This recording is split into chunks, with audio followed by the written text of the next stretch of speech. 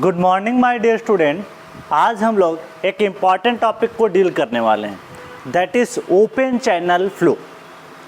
अगर मैं इसके बारे में थोड़ा सा सिलेबस और इसके वेटेज के बारे में बात करूं तो ये काफ़ी इम्पॉर्टेंट है। ये टॉपिक पे आपको ज़्यादा टाइम देने की ज़रूरत नहीं है, मुश्किल से 20 से 22 घंटे में हम लोग इसको पढ़ेंगे और ये टॉपिक से आपको मेंस में जाओगे तब भी क्वेश्चन मिलेगा और अगर प्रीलिम्स एग्ज़ाम में जाओगे तो उसमें भी क्वेश्चन आपको मिलेगा। अगर मैं प्री की बात करूं तो इससे 2 क्वेश्चन आपके अक्सर आ जाते हैं और दूसरी बात, इसका मेंस में वेटेज है 15 से 20 नंबर का। अगर आप पेपर उठा के देख लो एसएससी जेईई मेंस का तो वहाँ पे 15 से 20 नंबर का क्वेश्चन पूछा गया है। इसलिए ऐसे टॉपिक को तो बिल्कुल भी नहीं छोड़ना है जो बहुत कम समय में आपको ज़्यादा नंबर देगा। ठीक है, मान लिया आपने फ्लूइड मैकेनिक्स पढ़ा और फ्लूइड मैकेनिक्स आपने पढ़ा तो 70-80 घंटे 100 घंटे पढ़ा और वहाँ से आपको 20 नंबर मिल रहे हैं और ओपन चैनल आप 20 ही घंटे पढ़ के और 20 नंबर आ रहे हैं, तो ये ज़्यादा बेटर है आपके लिए। ठीक है, तो आपको ये भी देखना है कि कितने कम टाइम में चीज़ें जल्दी हो जाती हैं, वो आपके लिए बहुत इंपॉर्टेंट रहेगा। ठीक है, तो इस तरीके से हमको पढ़ना ज़रूरी है। तो ओपन चैनल फ्लो एक छोटा टॉपिक है और कुछ ऐसे कॉन्सेप्ट हैं जो फ्लूइड मैकेनिक्स के हैं जो यहाँ पे आपके बार बार यूज होंगे। मतलब हम लोगों ने जो फ्लूइड मैकेनिक्स में कॉन्सेप्ट्स पढ़ रखे हैं वो यहाँ पे यूटिलाइज हो जाएंगे। ठीक है, तो हमारे लिए टॉपिक और आसान हो जाएगा। ठीक, ओपन चैनल फ्लो पहले पढ़ लेते हैं, उसके बाद में हम लोग सर्वे पढ़ेंगे। ठीक है, पहले इसको ख़त्म कर लेते हैं एक बार में, जल्दी से जितना हो सकता है कोशिश करेंगे अच्छे से। जितना ऑफलाइन में पढ़ाया था उससे कम नहीं, उससे ज़्यादा ही पढ़ाऊँगा। एक बैच में तो हो चुका था, दूसरे बैच में नहीं हुआ था। ठीक है, तो उसको आज हमको डील करना है ओपन चैनल फ्लो के बारे में। ठीक, तो सबसे पहले अगर मैं बात करूं ओपन चैनल फ्लो में तो माय टॉपिक इज़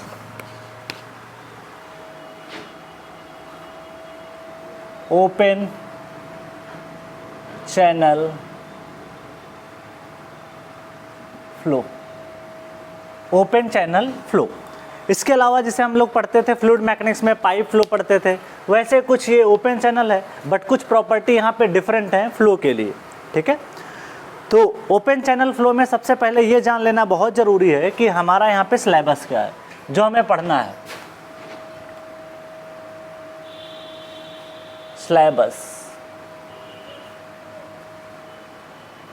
सिलेबस में सबसे पहला टॉपिक है इंट्रोडक्शन।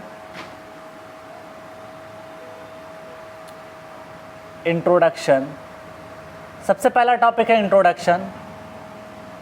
दूसरा टॉपिक आपका निकल के आता है यूनिफॉर्म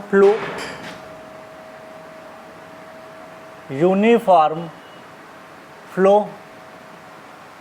तीसरा टॉपिक निकल के आता है energy depth relationship. Energy depth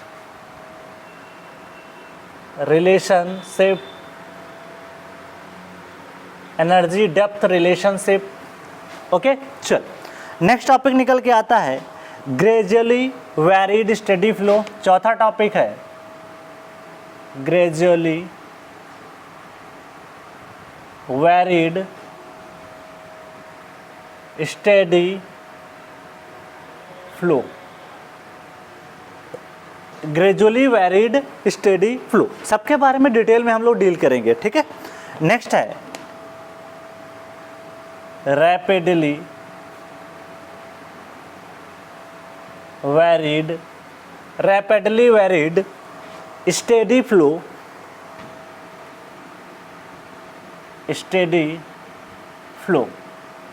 ठीक है, ये एक टॉपिक है। नेक्स्ट टॉपिक जो है लास्ट टॉपिक है, दिस इज 6, ये है rapidly varied unsteady flow. Rapidly varied unsteady flow. ठीक है, ये टॉपिक हमको अपने सिलेबस में कवर करने हैं, यहाँ से क्वेश्चंस बन जाते हैं। इसमें से भी कुछ ऐसे टॉपिक हैं जो आपके एग्ज़ाम में बिल्कुल नहीं पूछे जाते एसएससी जेईई में। हाँ, गेट में तो पूछ लिए जाते हैं। गेट में एक्चुअली ओपन चैनल का ज़्यादा वेटेज है, वहाँ पे हर साल 2 से 4 नंबर का क्वेश्चन आ जाता है। तो यहाँ पे हमको जो सबसे ज़्यादा फोकस करना है, जैसे रैपिडली वैरिड अनस्टेडी फ्लो, ये हमारे सिलेबस में नहीं है, इसको ज़्यादा नहीं पढ़ना है। हाँ, लेकिन रैपिडली वैरिड स्टेडी फ्लो पढ़ना है, ग्रेजुअली वैरिड स्टेडी फ्लो पढ़ना है और एनर्जी डेप्थ रिलेशनशिप पढ़ना है, यूनिफॉर्म फ्लो पढ़ना है और इंट्रोडक्शन के बारे में पढ़ना है। ठीक, ओके। अब इसके वेटेज की बात कर लेते हैं। वेटेज प्री एग्जाम, प्रीलिम्स, ठीक है। प्रीलिम्स की बात करें, अगर मेरे को बात करना है सपोज दैट कि गेट की बात करते हैं। गेट में ये जो है ऑब्जेक्टिव के फॉर्म में क्वेश्चंस जो बनते हैं, गेट ऑब्जेक्टिव, वहाँ पे आपका कम से कम 2 से 4, मिनिमम 2 है और मैक्सिमम 4 नंबर जाएगा मार्क्स, ठीक है। चल, उसके बाद में आपका एग्ज़ाम आता है जैसे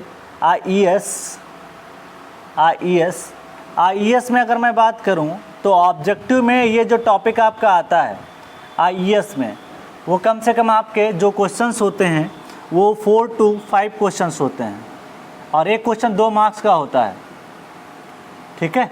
तो इतना वेटेज है इसका, ओके। तो 4 to 5 क्वेश्चन आपके आईईएस में पूछ लिए जाते हैं और एक क्वेश्चन का वेटेज 2 मार्क्स है। नेक्स्ट आता है आपका एसएससी जेई। एसएससी जेई में ऑब्जेक्टिव अगर देखें, यहाँ पे मेंस में भी देख लीजिएगा, आईईएस मेंस में भी आपका 20 से 30 नंबर आ जाता है marks minimum. SSC JE objective अगर आप देखोगे तो यहाँ पे 2 क्वेश्चंस आ जाते हैं, 2 से 3 क्वेश्चंस मिनिमम। बाकी स्टेट लेवल अगर आपको कोई एग्ज़ाम देना है तो वहाँ पे भी ओपन चैनल फ्लो का वेटेज है। और मेंस की अगर बात करें एसएससी जेई, तो वहाँ पे आपका मिनिमम 15 मार्क्स है, 15 से 20 मार्क्स। पेपर उठा के चेक कर लेना, ठीक है। तो कोई भी सब्जेक्ट पढ़ते हो उसके एक ब्रीफ एनालिसिस होना बहुत ज़रूरी है कि कौन से टॉपिक से कितना पूछा जाता है। ये बात अगर आपको क्लियर हो जाती है तो फिर पढ़ना हमारे लिए आसान हो जाता है, ठीक है। तो सबसे पहले आप इस सिलेबस को कवर करें, लिख लें एक बार अपने नोट्स में, ठीक है। कोई स्टैंडर्ड बुक फालतू में फॉलो नहीं करना है, जितना पूछा जाता है उतने में क्वेश्चन हमको निकालना है। हाँ, हम कोशिश ये करेंगे कि जितना पढ़ाएंगे उतने कोशिश ये रहेगी कि आपका सिलेबस डिटेल में कवर हो जाए, कोई क्वेश्चन इससे बाहर ना जाए। जितने डेरिवेशन की ज़रूरत पड़ेगी मैं करा दूंगा, जितने थ्योरी पॉइंट की ज़रूरत पड़ेगी वो भी लिखा दूंगा। तो इस तरीके से अपने टॉपिक को हम लोग कवर करेंगे। क्लियर? चलो, तो पहले आप सिलेबस को नोट करें, फिर हम बात करेंगे इंट्रोडक्शन से।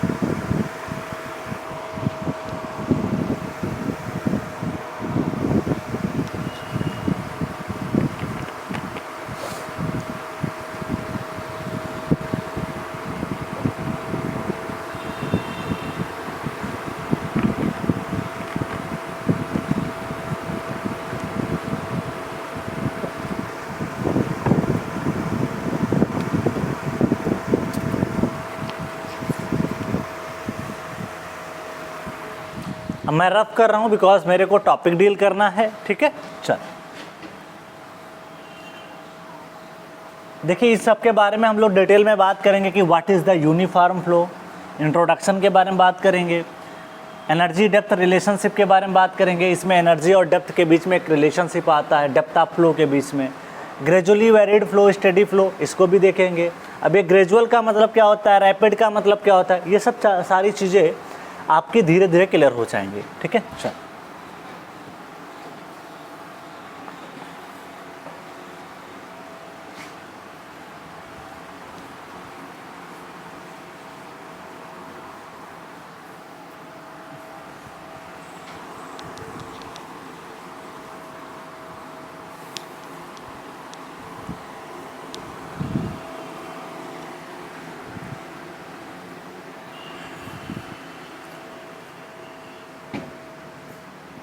सबसे पहले अपनी हेडिंग हो जाएगी इंट्रोडक्शन,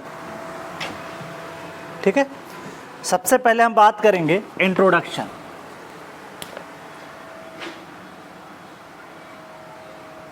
इंट्रोडक्शन, ठीक है। इंट्रोडक्शन में हम लोग ये पहले जानेंगे what is the difference between pipe flow and open channel flow. तो हेडिंग है difference between open channel flow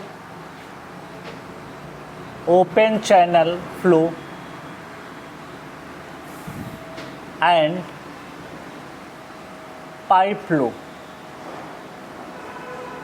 students, एक बात और बता देना चाहता हूँ कि आप प्रॉपर नोट्स ज़रूर बनाइएगा।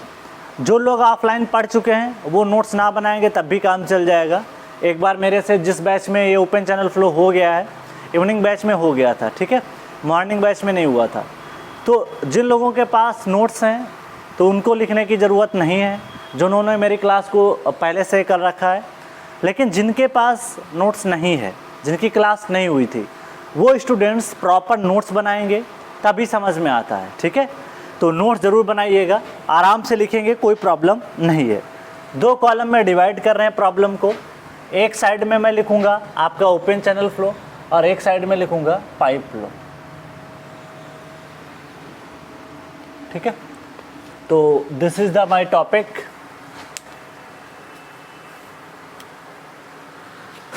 एक साइड में हम मेंशन कर रहे हैं this is the pipe flow और एक साइड में मेंशन कर रहा हूं ओपन चैनल फ्लो,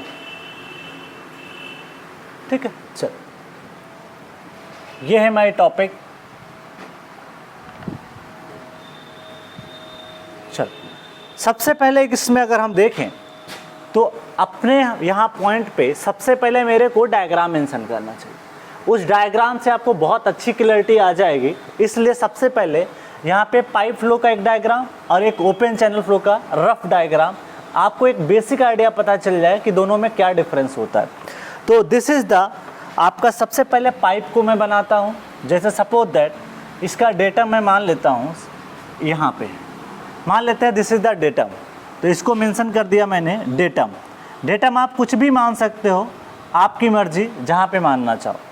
उसके बाद मैंने यहाँ पे आपको एक पाइप के माध्यम से चीज़ों को समझाऊंगा।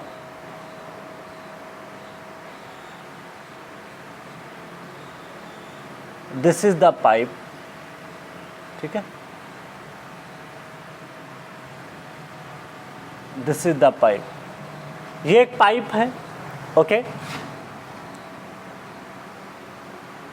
इसकी डेप्थ आपको दे रखी है, इसके सेंटर से लेकर के ये जो डेप्थ दे रखी है वो डेप्थ है आपकी Z1 और इसके सेंटर से, ठीक है, थोड़ा सा स्लोपी दिख रहा है यहाँ पे ताकि डेटम सेम ना हो, इसलिए मैं समझाने की कोशिश कर रहा हूँ। दिस इज Z2, ठीक है। देखने में थोड़ा कोशिश तो ये किया है कि इंक्लाइंड बनाया जाए, क्लियर। थोड़ा सा इंक्लाइंड और बना देते हैं, 1 मिनट, ताकि समझ में आ जाए कि Z1 और Z2 सेम नहीं है। पाइप मतलब हॉरिजॉन्टल नहीं, हल्के से इंक्लाइंड दिखाया है। और कोई केस ऐसा भी हो सकता है जिसमें जो है आपका दोनों में Z1 और Z2 की वैल्यू क्या हो, बराबर हो, ठीक है। तो कुछ इस तरीके से आप बना सकते हैं।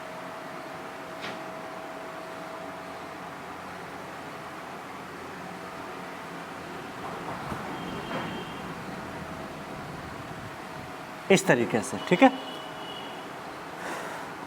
सेंटर से हम लोग कंसीडर करेंगे इसके, आपकी डिस्टेंस जो डेटम होगा ये Z2 है और यहाँ पे आपका जो डेप्थ आएगा दिस इज द Z1, ठीक है, क्लियर।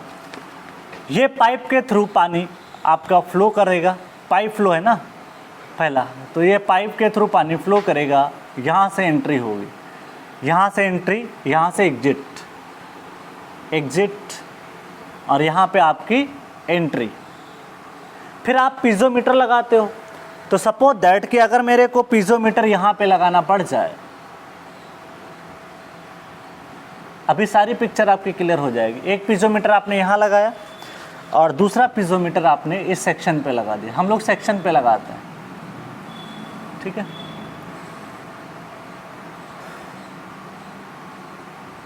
एक पीज़ोमीटर आपने यहाँ लगाया, क्लियर। और आपको एक बात तो क्लियर होनी चाहिए कि पानी जब फ्लो करता है पाइप में तो कैसे फ्लो करता है, हाई प्रेशर से लो प्रेशर।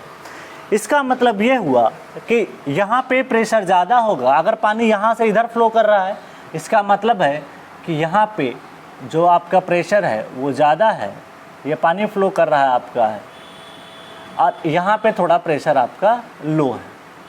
तो सपोज दैट कि यहाँ पे प्रेशर हेड के फॉर्म में मैं मेजर कर रहा हूँ, तो दिस इज, इसने हेड के फॉर्म में मेंशन किया है ना, हाँ चलो। तो अगर हेड के फॉर्म में मेंशन किया है तो इसके सेंटर से अगर आपने जो पीजोमीटर लगाया, देखिए पीजोमीटर एग्जर्ट करते हैं और पीजोमीटर इसके सेंटर से आपको प्रेशर बताएगा कि ऊपर कितना है। अगर मैं इसको प्रेशर के फॉर्म में लिखूंगा तो P1 लिख दूंगा, अगर मैं इसको हेड के फॉर्म में लिखूंगा तो P/ρg आ जाएगा। तो दिस प्रेशर इज, इसके सेंटर से अगर मैं बात करूं तो दिस इज P1/ρg, ठीक है। वो प्रेशर यहाँ से ले करके आपके इस सेंटर तक आपका आएगा, ध्यान रखिएगा इसके सेंटर से। दूसरा प्रेशर आपका ये है, यहाँ पे पानी का लेवल है, दिस इज कॉल्ड, आप अगर देखोगे अगर आप डेटम हेड को और प्रेशर हेड को मिलाते हो तो उसको क्या बोलते हैं, पीजोमेट्रिक हेड बोलते हैं। तो यहाँ पे जो आपका प्रेशर आएगा दिस इज P2/ρg। तो एक्चुअली क्या है, आप अगर देखोगे सेक्शन 1 पे जो आपका पीजोमेट्रिक हेड है, सेक्शन 1 पे, सेक्शन 1 इसको 1-1 मान लो, 1-1, इसको 2-2 मान लो, ठीक है। चल, तो सेक्शन 1 पे पीजोमेट्रिक हेड कितना निकल के आएगा। पीजोमेट्रिक होता क्या है, डेटम हेड, ये सब ऑब्जेक्टिव है, datum head plus pressure head, ठीक। डेटम हेड आपने इस सेक्शन पे क्या माना, Z1, प्रेशर हेड P1/ρg। ऐसे सेक्शन 2 पे लिख सकते हो, सेक्शन 2 पे अगर लिखोगे तो आपका पीजोमेट्रिक हेड जो आएगा, पीजोमेट्रिक हेड, ये क्या निकल के आएगा, यहाँ से आपने क्या माना, डेटम माना, इसको अगर आपने डेटम मान रखा है इस पॉइंट को, तो डेटम हेड ये हो जाएगा Z2, और उसके ऊपर पीजोमीटर लगाने के बाद जितना पानी राइज किया सेंटर लेवल से, this is called pressure head. और दोनों को अगर मैं समेशन कर दूं तो उसे बोल पाओगे क्या, पीजोमेट्रिक हेड यहाँ पे आएगा Z2 प्लस P2/ρg। एक्चुअली यहाँ से वाटर फ्लो कर रहा है तो उसकी डेंसिटी, दोनों की डेंसिटी क्या हो जाएगी, सेम हो जाएगी, क्लियर। चल, अब जब फ्लो करता है पानी यहाँ पे तो पीजोमेट्रिक हेड को ज्वाइन करने वाली लाइन को क्या बोला जाता है, this is called hydraulic gradient line. तो this is also called hydraulic gradient line, इसको क्या बोला जाता है, HGL, ठीक है। एक टोटल एनर्जी लाइन होती है और एक आपकी हाइड्रोलिक ग्रेडियंट लाइन होती है। Hydraulic gradient line in case of pipe flow वो आपकी ऊपर भी जा सकती है, नीचे भी जा सकती है, but total energy always decreasing होता है। सारे पॉइंट मेंशन कर दूंगा। नेक्स्ट अगर मैं बात करूं ओपन चैनल फ्लो की, तो यहाँ पे भी मैं डेटम बनाता हूँ, दिस इज़ द डेटम, एकदम हॉरिजॉन्टल है, इसमें कोई चेंज नहीं था, दिस इज़ द डेटम, ये है डेटम। डेटम एकदम से हॉरिजॉन्टल है, एक समान मानना पड़ेगा, और बाकी ग्राउंड का लेवल जो है वो आपका अलग हो सकता है, ठीक है। चलो, ये तो डेटम आपने माना, चलो इसको छोड़ दो रफ करना। अब बात कर लेते हैं मेरे को पानी फ्लो कराना, दोनों में बेसिक डिफरेंस अभी क्लियर हो जाएगा। तो यहाँ पे अगर मैं मेंशन करूँ, दिस इज द, ये स्लोपी लैंड है, this is the sloppy land, मान लेते हैं थीटा एंगल है, ठीक है, थीटा एंगल से आपको मार के, ये ग्राउंड का लेवल है, ये ग्राउंड है, स्लोपी है, ठीक है, ओके। चल, दूसरी बात है यहाँ पे अगर मैं बात करूँ, यहाँ पे डेटम Z अगर मैं मान लूँ इस सेक्शन पे, दिस इज Z डेप्थ, और डेप्थ ऑफ फ्लो इसने माना है Y, ये है आपकी hydraulic gradient line open channel flow में HGL, तो this is depth Y, this is depth Y, इसे बोलते हैं डेप्थ ऑफ फ्लो। ये आपका एक ग्राउंड लेवल है, ये ग्राउंड से हमको दर्शा रहे हैं, ग्राउंड स्लोपी होता है तभी पानी फ्लो करता है ड्यू टू ग्रेविटी। अगर मैं बात करूं ओपन चैनल फ्लो की, तो इसमें सबसे बड़ा जो डिफरेंस निकल के आ रहा है वो ये निकल के आ रहा है कि आपका पाइप फ्लो में पानी फ्लो करता है ड्यू टू प्रेशर चेंज, मतलब हाई प्रेशर से लो प्रेशर पानी जाता है।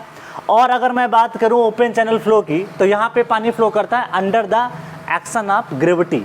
अगर आपको उसको ग्रेविटी मिल जाता है, मतलब ये कि यहाँ पे ग्रेविटी, अगर आप देखोगे स्लोपी लैंड है, पानी यहाँ पे अगर गिराओगे तो पानी इधर की तरफ जाएगा, तो ड्यू टू ग्रेविटी एक्शन यहाँ पे पानी फ्लो करता है। फॉर एग्जांपल नदी का पानी, समुद्र का पानी, उसके अलावा सीवर लाइन, बहुत सारे ऐसे एग्जांपल्स हैं जो आपके एग्जांपल्स हैं किसके, आपके ग्रेविटी के थ्रू पानी वहाँ पे फ्लो करता है। ड्रेनेज सिस्टम, जो नालियाँ बनाई जाती हैं, उन सब का एग्जाम्पल है ओपन चैनल फ्लो।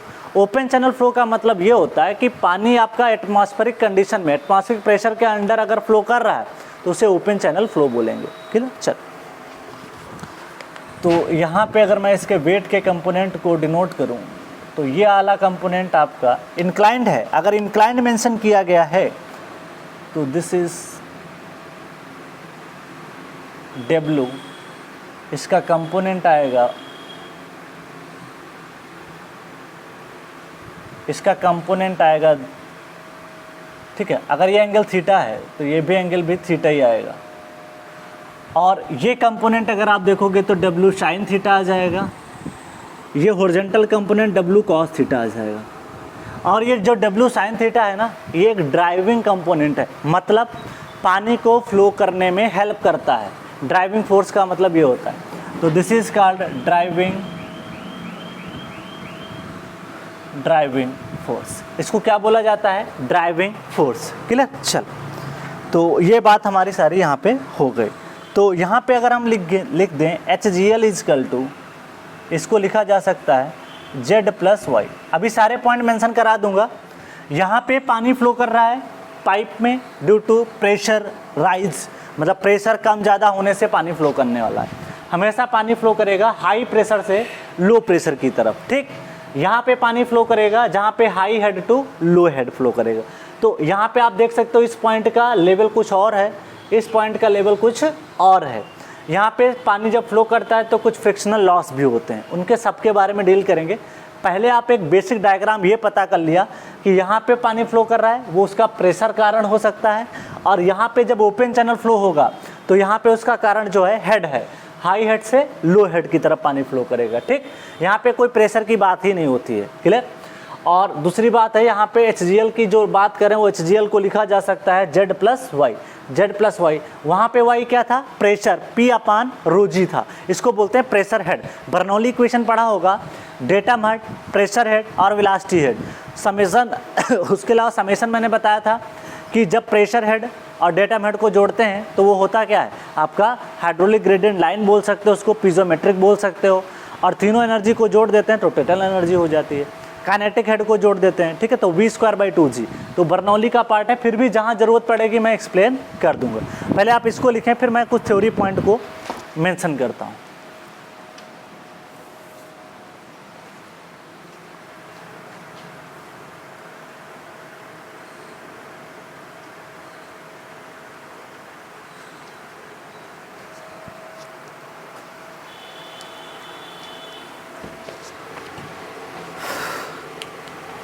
अब मैं रफ कर रहा हूँ क्योंकि मेरे को यहाँ पे कुछ पॉइंट मेंशन करने, और ये अक्सर एग्जाम में पूछ लेता है।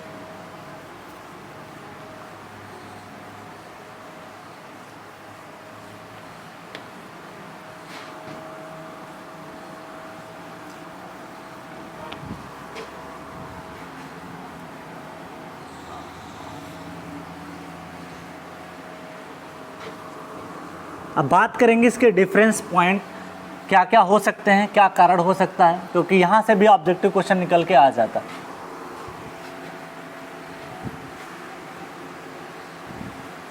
ये पानी के वेट का कंपोनेंट था W sin θ, ठीक है। जब इंक्लाइंड रहेगा तो पानी का कंपोनेंट भी तो आएगा, सीधा थोड़ी वर्टिकल रहेगा, इस वजह से पानी के कंपोनेंट को भी ले रहे हैं। इंक्लाइंड की वजह से दो कंपोनेंट में टूट जाएगा, इसलिए W sin θ W cos θ को मैंने रिजॉल्व किया। इसका मतलब भी धीरे धीरे समझ में आ जाएगा आपको कि क्यों कंसीडर किया।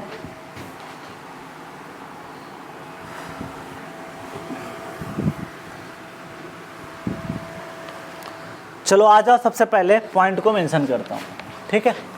तो सबसे पहला पॉइंट ऑफ डिस्कशन हमारा ये निकल के आता है, फर्स्ट पॉइंट ऑफ रेफरेंस है। पहला पॉइंट ये है, पहला पॉइंट कह रहा है कि flow takes place due to difference in pressure. Flow takes place flow takes place due to difference in pressure, due to difference in pressure, due to difference in pressure। दो section पे pressure का difference होगा तभी पानी यहाँ पे क्या करता है, फ्लो करता है, ठीक। चल, और यहाँ पे अगर मैं बात करूँ तो यहाँ पे पानी जो फ्लो करेगा, this flow takes place under the action of gravity।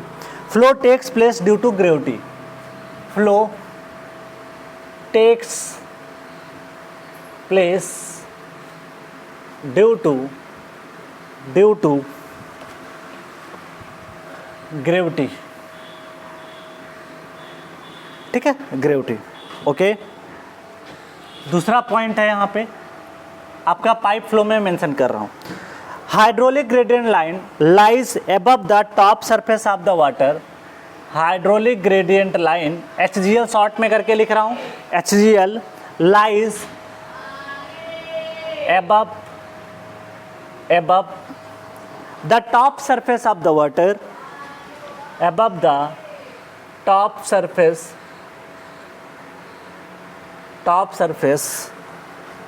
lies above the top surface of the water।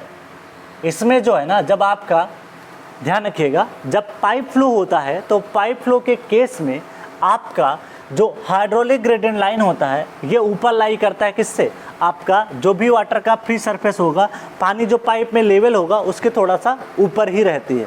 But यहाँ पे अगर आप ध्यान दोगे तो इन case of open channel flow, hydraulic gradient line coincide with the free surface of the water. तो यहाँ पे मेंशन कर रहा हूँ, hydraulic gradient line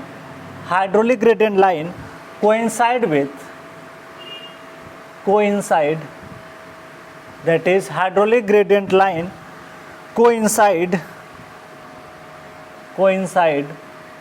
hydraulic gradient line coincide with the top surface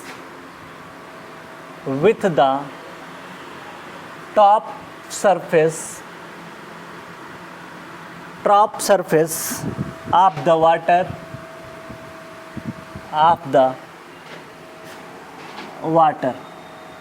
top surface of the water, ठीक है। तो इस चीज़ को ध्यान रखिएगा, क्लियर, ये इंपॉर्टेंट है। यहाँ पे ऐसा हो जाएगा, कोइंसाइड कर जाएगा, मतलब ये आपका हाइड्रोलिक ग्रेडियंट लाइन अगर था, ठीक है, तो यही इसका फ्री सरफेस हो जाएगा, ठीक है। बट पाइप फ्लो में ऐसा नहीं होगा, क्लियर। चल, तो वहाँ पे जब डायग्राम आपने बनाया था ना, तो वहाँ पे जहाँ पे आपने HGL को मेंशन किया है, उस HGL के ऊपर आप एक इस तरीके से सिंबल बना दीजिए, इसको बोलते हैं फ्री सरफेस। आप कहीं पे भी देखोगे, इरिगेशन पढ़ोगे, ट्रेपोजाइडल चैनल पढ़ो, कुछ भी पढ़ो, वहाँ पे आप इस तरीके से एक फ्री सरफेस आप दिखाते थे, ठीक। वाटर टेबल आपने दिखाया था सॉइल मैकेनिक्स में अच्छे से, तो वहाँ पे भी हम लोग क्या बात करते थे, फ्री सरफेस की बात करते थे, ओके। यहाँ पे है थर्ड पॉइंट्स है, जनरली हम लोग पाइप फ्लो में पाइप का यूज़ करते हैं, और जनरली पाइप का शेप कैसा होता है, सर्कुलर होता है। बट ओपन चैनल फ्लो में ऐसा कोई ज़रूरी नहीं है कि आपका सर्कुलर पाइप ही हो। जैसे फॉर एग्जांपल जनरली बात करता हूँ सीवर लाइन की, तो sewer line open channel flow का एक अच्छा एग्जांपल है, क्योंकि इसमें एटमॉस्फेरिक प्रेशर इंटर कर जाता है। दूसरी बात, ये सर्कुलर रखे जाते हैं। इसके अलावा अगर आपने ड्रेनेज सिस्टम देखा होगा, जो आसपास में आपके घरों में ड्रेनेज बनाया जाता है, नालियाँ बनाई जाती हैं, वो रेक्टेंगुलर शेप की बनाई जाती हैं। तो इसका मतलब ये हुआ कि ओपन चैनल फ्लो आपका रेक्टेंगुलर भी हो सकता है, सर्कुलर भी हो सकता है, ट्रेपोजाइडल भी हो सकता है। That's clear. चल, तो यहाँ पे मैं मेंशन कर रहा हूँ, generally pipes are rounded, generally pipes are rounded, rounded लिख दो या सर्कुलर लिख दो, सर्कुलर, राउंडेड या circular. It can be any shape, third point है, it can be any shape it can be any shape, it can be any shape such as circular,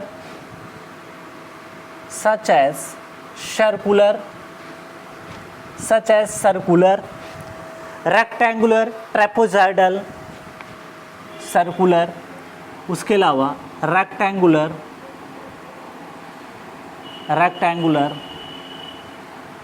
trapezoidal,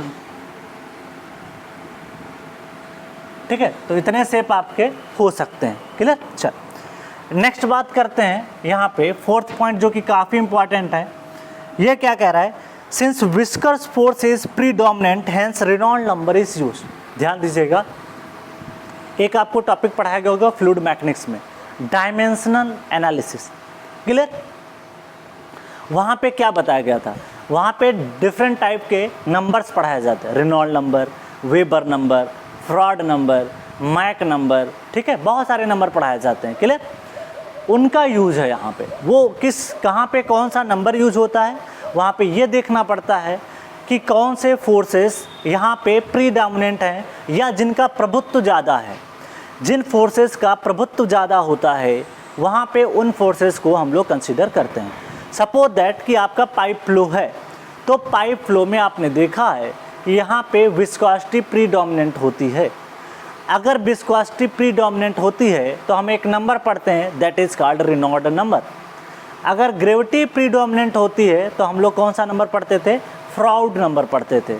तो हम दो नंबर्स के बारे में आज डील करने वाले हैं, उसके साथ में मैं दूसरे नंबर को भी लिख दूंगा ताकि आपका एफएम का भी कॉन्सेप्ट क्लियर हो जाए, ठीक है। चल सिंस यहाँ पे मैं लिख देता हूँ, since viscous force is predominant, since viscous force is predominant, since viscous force is predominant, hence Reynolds number is used, hence Reynolds number is used for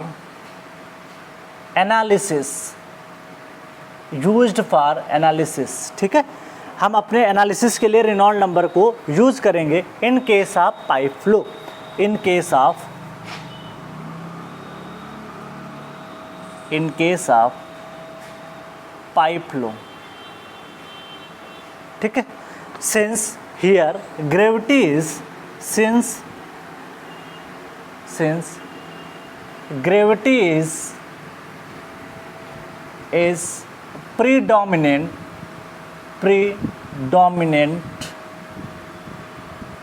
का मतलब है ज़्यादा इफेक्ट डालना। जैसे फोर्सेस ऐसा नहीं कि ओपन चैनल फ्लो में विस्कोसिटी का कोई असर नहीं होता है, लेकिन ग्रेविटी ज़्यादा प्रीडोमिनेंट है as compare to viscous force. इसलिए ओपन चैनल फ्लो में आपको क्या ध्यान रखना है कि यहाँ पे ग्रेविटी इज प्रीडोमिनेंट, ऐसा ऑब्जेक्टिव क्वेश्चन बन जाएंगे। Predominant, hence predominant in case of open channel flow,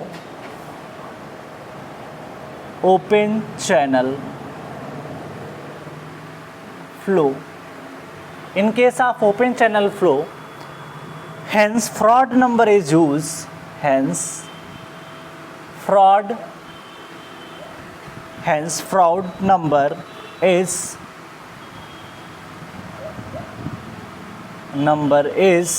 used for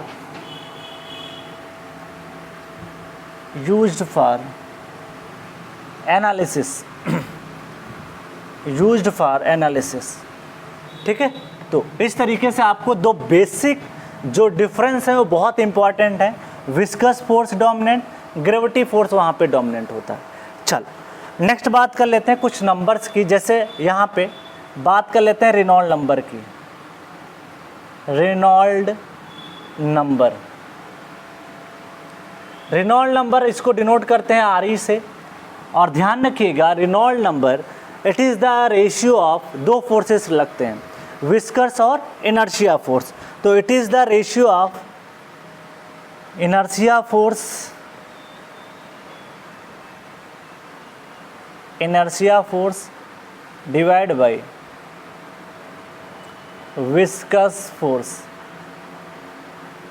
inertia को मैं Fi से डिनोट करूँगा और विस्कस को Fv से डिनोट करूँगा। क्लियर? और इसको सॉल्व करने के बाद अगर आप सॉल्व करते हो तो इसका फार्मूला पाइप फ्लो में rho V into diameter capital D upon dynamic viscosity mu, यही निकल के आता था। प्रूफ कर लेना। इनर्शिया फोर्स को आप ये पुट कर सकते हो क्या, इनर्शिया फोर्स आपको पता है, प्रूफ भी कर सकते हैं हम लोग हैं। जैसे आपको पता है inertia force Fi that is mg होता है, ठीक। मास को लिखा जा सकता है रो इंटू वी इंटू जी, ठीक है। इस तरीके से लिख सकते हो। क्लियर? और क्या लिख सकते हो, जैसे आपको लिखना है रो जी, इसको यहाँ पे मेंशन किया, वॉल्यूम को एरिया इंटू क्या लिखा जा सकता है, एरिया इंटू लिखा जा सकता है, लेंथ लिखा जा सकता है, ठीक है। तो इस तरीके से आप यहाँ पे इनर्शिया फोर्स निकाल सकते हो। या डायरेक्टली एक फार्मूला और निकल के आता है फोर्स का, दूसरे टर्म में हम लिख सकते हैं इसको, दैट इज़ एक और formula rho A V square करके निकल के आता है। कंटिन्यूटी इक्वेशन से प्रूफ कर दिया जाता है, ठीक है। तो रो यहाँ पे एक काम कर सकते हैं हम लोग हैं, यहाँ पे रो तो है ही है आपके पास, ठीक है। आपको चेंज क्या करना है, वेलोसिटी। यहाँ पे एक काम ये कर सकते हो कि जैसे आपने न्यूटन सेकेंड लॉ पढ़ा होगा, ठीक है, तो mv/t से भी इसको निकाल सकते हैं। क्लियर? तो न्यूटन्स के हिसाब से अगर हम देखें तो इसको अगर दूसरे फॉर्म में कन्वर्ट करके देख लें, अभी आप इसको लिखिएगा मत, मैं इसको दूसरे फॉर्म में प्रूफ कर रहा हूँ। mv/t मास को लिख सकते हो डेंसिटी इंटू वॉल्यूम, ठीक है, into velocity divide by time. और इसको क्या लिखा जा सकता है, वॉल्यूम अपॉन टाइम को डिस्चार्ज लिखा जा सकता है। तो मैं इसको रफ कर रहा हूँ, ठीक है, ध्यान दीजिएगा। Mass into velocity, rate change of momentum is called force, ठीक है, न्यूटन सेकेंड लॉ। तो velocity upon time rho into Q into velocity, और डिस्चार्ज इक्वल टू क्या लिखा जा सकता है, एरिया इंटू वेलोसिटी। तो this is rho area into velocity तो ये निकल के आ गया रो ए वी स्क्वायर, ये प्रूफ कर सकते हो। और बाकी आपका न्यूटनियन लॉ जो फ्लूइड हम लोग पढ़ते हैं, वाटर का केस है, तो हम लोग लिख सकते हैं टाउ बराबर mu D U upon D Y, dynamic viscosity. मेरे को फोर्स लिखना है तो मैं एरिया से मल्टीप्लाई कर दूंगा, तो फोर्स हो जाएगा टाउ इंटू ए, ये विस्कस फोर्स हो जाएगा, ठीक। दोनों को डिवाइड कर लीजिए, आपका answer rho V D upon mu आ जाएगा। तो स्पेस तो यहाँ पे है नहीं, तो लिख देता हूँ यहीं पे Fi डिवाइड बाई Fv, इसकी value rho A V square, ठीक है, डिवाइड बाई, अगर आप देखोगे तो टाउ की जगह पे मैं लिख रहा हूँ म्यू, वेलोसिटी v, यहाँ पे ध्यान रखिएगा du चेंज इन वेलोसिटी होता है, तो यहाँ पे चेंज इन वेलोसिटी हम मान के चल रहे हैं एक सरफेस पे जीरो है, जहाँ पे आपका बाउंड्री वॉल होगा ना, वहाँ पे वेलोसिटी जीरो होती है, ठीक है, ड्यू टू फ्रिक्शन। और यहाँ पे dy को हम मान लेते हैं डेप्थ ऑफ फ्लो। तो इस तरीके से रो ये हो जाएगा आपका डायनामिक विस्कोसिटी म्यू, अच्छा, इनटू वेलोसिटी हो गया, डिवाइड बाई यहाँ पे आपका केस हो जाएगा डायमीटर डेप्थ आपका हो जाएगा, इनटू एरिया आप लिख सकते हो, ठीक है। चल, इस एरिया से ये कैंसिल हो जाएगा और इस वेलोसिटी से ये कैंसिल हो जाएगा, डायमीटर ऊपर चला जाएगा, तो फार्मूला आ जाएगा रो वी, एक वी बच जाएगा, इंटू डायमीटर ऊपर चला जाएगा, इंटू म्यू, जहाँ पे म्यू जो है ना ये डायनामिक विस्कोसिटी है। क्या है, डायनामिक विस्कोसिटी। तो ये इंपॉर्टेंट है, प्रूफ करना भी थोड़ा बहुत आना चाहिए, क्योंकि कल को पूछ लेगा कि रेनॉल्ड नंबर, ये पूछते हैं एग्जाम में, FM का पेपर उठा के देख लेना, और वहाँ पे यही पूछ लिया कि रेनॉल्ड नंबर क्या होता है, तो it is the ratio of inertia force upon viscous force. एक ऑब्जेक्टिव तो ये हो गया। दूसरी बात, ये फोर्स प्रीडोमिनेंट कहाँ पे होते हैं, जहाँ पे विस्कोसिटी डोमिनेंट होती है और पाइप फ्लो होता है। फॉर एग्जांपल अगर मैं लिख के दे दूँ यहाँ पे, जैसे सबमरीन जब पनडुब्बी पानी के अंदर चलती है, फुल्ली जब नीचे रहती है ग्राउंड के, तो उस पर ऊपर पानी की विस्कोसिटी का इफेक्ट आता है। तो मैं एग्जांपल के थ्रू यहाँ पे लिख देता हूँ, सबमरीन, पनडुब्बी जिसको बोलते हो, सबमरीन, सब का मतलब होता है नीचे, मरीन का मतलब होता है वाटर, तो वाटर के नीचे चलने वाली पनडुब्बी जिसको बोला जाता है। एयरप्लेन्स, एरोप्लेन की बात करें, एयरप्लेन्स, पैरासूट, ठीक है। एयरप्लेन पे जो विस्कोसिटी का इफेक्ट आता है वो एयर के थ्रू आता है। एयर में भी कुछ ना कुछ फ्रिक्शन होता है, तो उसके रेजिस्टेंस के हिसाब से उसके सरफेस के ऊपर, एरोप्लेन की बॉडी के ऊपर जो विस्कोसिटी का इफेक्ट आता है विंड का, तो उसको भी हम लोग जो है रेनॉल्ड नंबर के अंतर्गत लेते हैं। तो ऐसे भी क्वेश्चन पूछ लेगा कि बताओ सबमरीन फ्लो जब पनडुब्बी पानी के अंदर चलती है तो बताओ कौन सा फोर्स प्रीडोमिनेंट होता है, ठीक है। तो ऐसे फोर्सेज जिसमें विस्कोसिटी आए उनमें सब में क्या लेना है, रेनॉल्ड नंबर लेना है। दूसरी बात है, यहाँ पे जो पॉइंट डिस्कस कर रहा था, दिस इज़ फ्राउड नंबर। तो फ्राउड नंबर को अगर मैं देखूँ FR, इट इज़ द, इसमें कौन सा फोर्स प्रीडोमिनेंट है। एक्चुअली यहाँ पे ग्रेविटी मैंने लिख दिया था, तो ग्रेविटी नहीं लिखना था, मेरे को ये वाला इक्वेशन लिखना था। उस वाले फोर्स में आपका ग्रेविटी प्रीडोमिनेंट है, ठीक है। तो it is the square root of, ठीक है, दो चीज़ों का रेशियो होता है, दो फोर्स, एक तो इनर्शिया फोर्स होता है FI होता है, नीचे हो जाएगा ग्रेविटी। इनर्शिया फोर्स आपके सामने मैंने लिखा rho, this is rho A V square, उसमें कोई चेंज नहीं होगा। ग्रेविटी फोर्स को लिख सकते हो क्या, अभी आपको बताया था mass into gravity, this is called mg, और mg की जगह पे हम लिख सकते हैं, मैं यहाँ पे शॉर्ट में लिख रहा हूँ mg, और आगे फर्दर इसको अगर मैं प्रूफ करूँ तो this is the rho A V square divide by mass की जगह पे rho area into, sorry rho into volume into G, यही लिख सकते हो। रो से रो कैंसिल हो जाएगा, ठीक।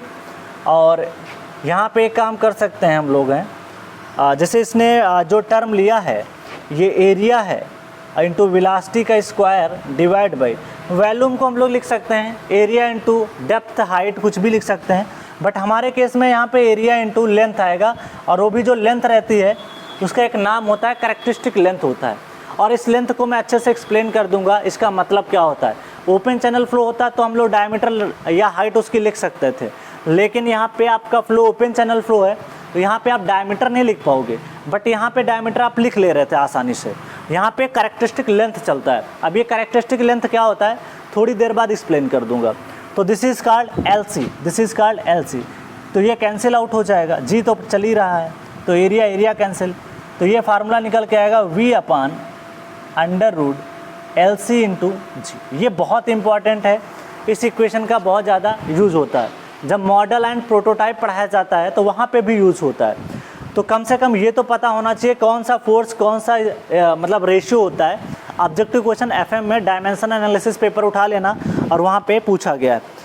इसके एग्जाम्पल मैं लिख देता हूँ कहाँ पे आपका एग्जाम्पल हो सकता है। ओपन चैनल फ्लो का एग्जाम्पल सबसे अच्छा मैं लिख देता हूँ, जैसे एग्जाम्पल के रूप में आप स्पिलवे का नाम सुना होगा, जो डैम में गेट खोल देते हैं और पानी निकल जाता है डैम के ऊपर से, तो उसको बोलते हैं स्पिलवे, ठीक है। स्पिलवे और वियर एक हाइड्रोलिक स्ट्रक्चर होता है, वहाँ पे भी हो सकता है। इसके अलावा आपका हो सकता है जैसे हाइड्रोलिक जंप अकर करता है, वहाँ पे भी आपका फ्रॉड नंबर सबसे ज़्यादा हेल्पफुल होता है, तो दैट इज़ हाइड्रोलिक जंप। तो एग्जाम्पल बड़े इंपॉर्टेंट होते हैं कि कहाँ पे कौन सा फोर्स प्रीडोमिनेंट होगा, वो बड़ा इंपॉर्टेंट है। तो स्पिलवे, वियर, हाइड्रोलिक जंप, ये सारी बातें निकल के आ जाती हैं, ठीक है। तो सबसे पहले आप इसको लिखें, उसके बाद में मैं कुछ और नंबर को एक साथ यहीं पे मेंशन कर देता हूँ ताकि आपको FM का भी पार्ट यहाँ पे रिवाइज हो जाए, ठीक है। चल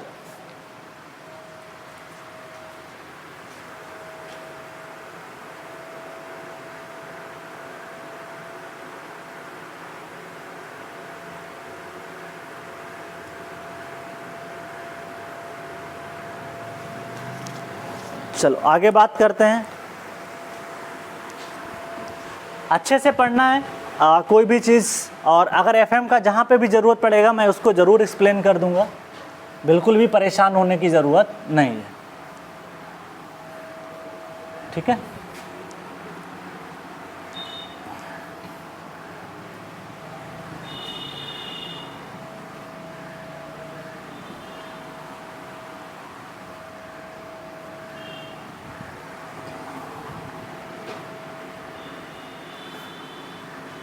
ये तो आपको डिफरेंस पता चल गया ओपन चैनल फ्लो और पाइप फ्लो में, बेसिक डिफरेंस तो आप क्लियर हो गया होगा।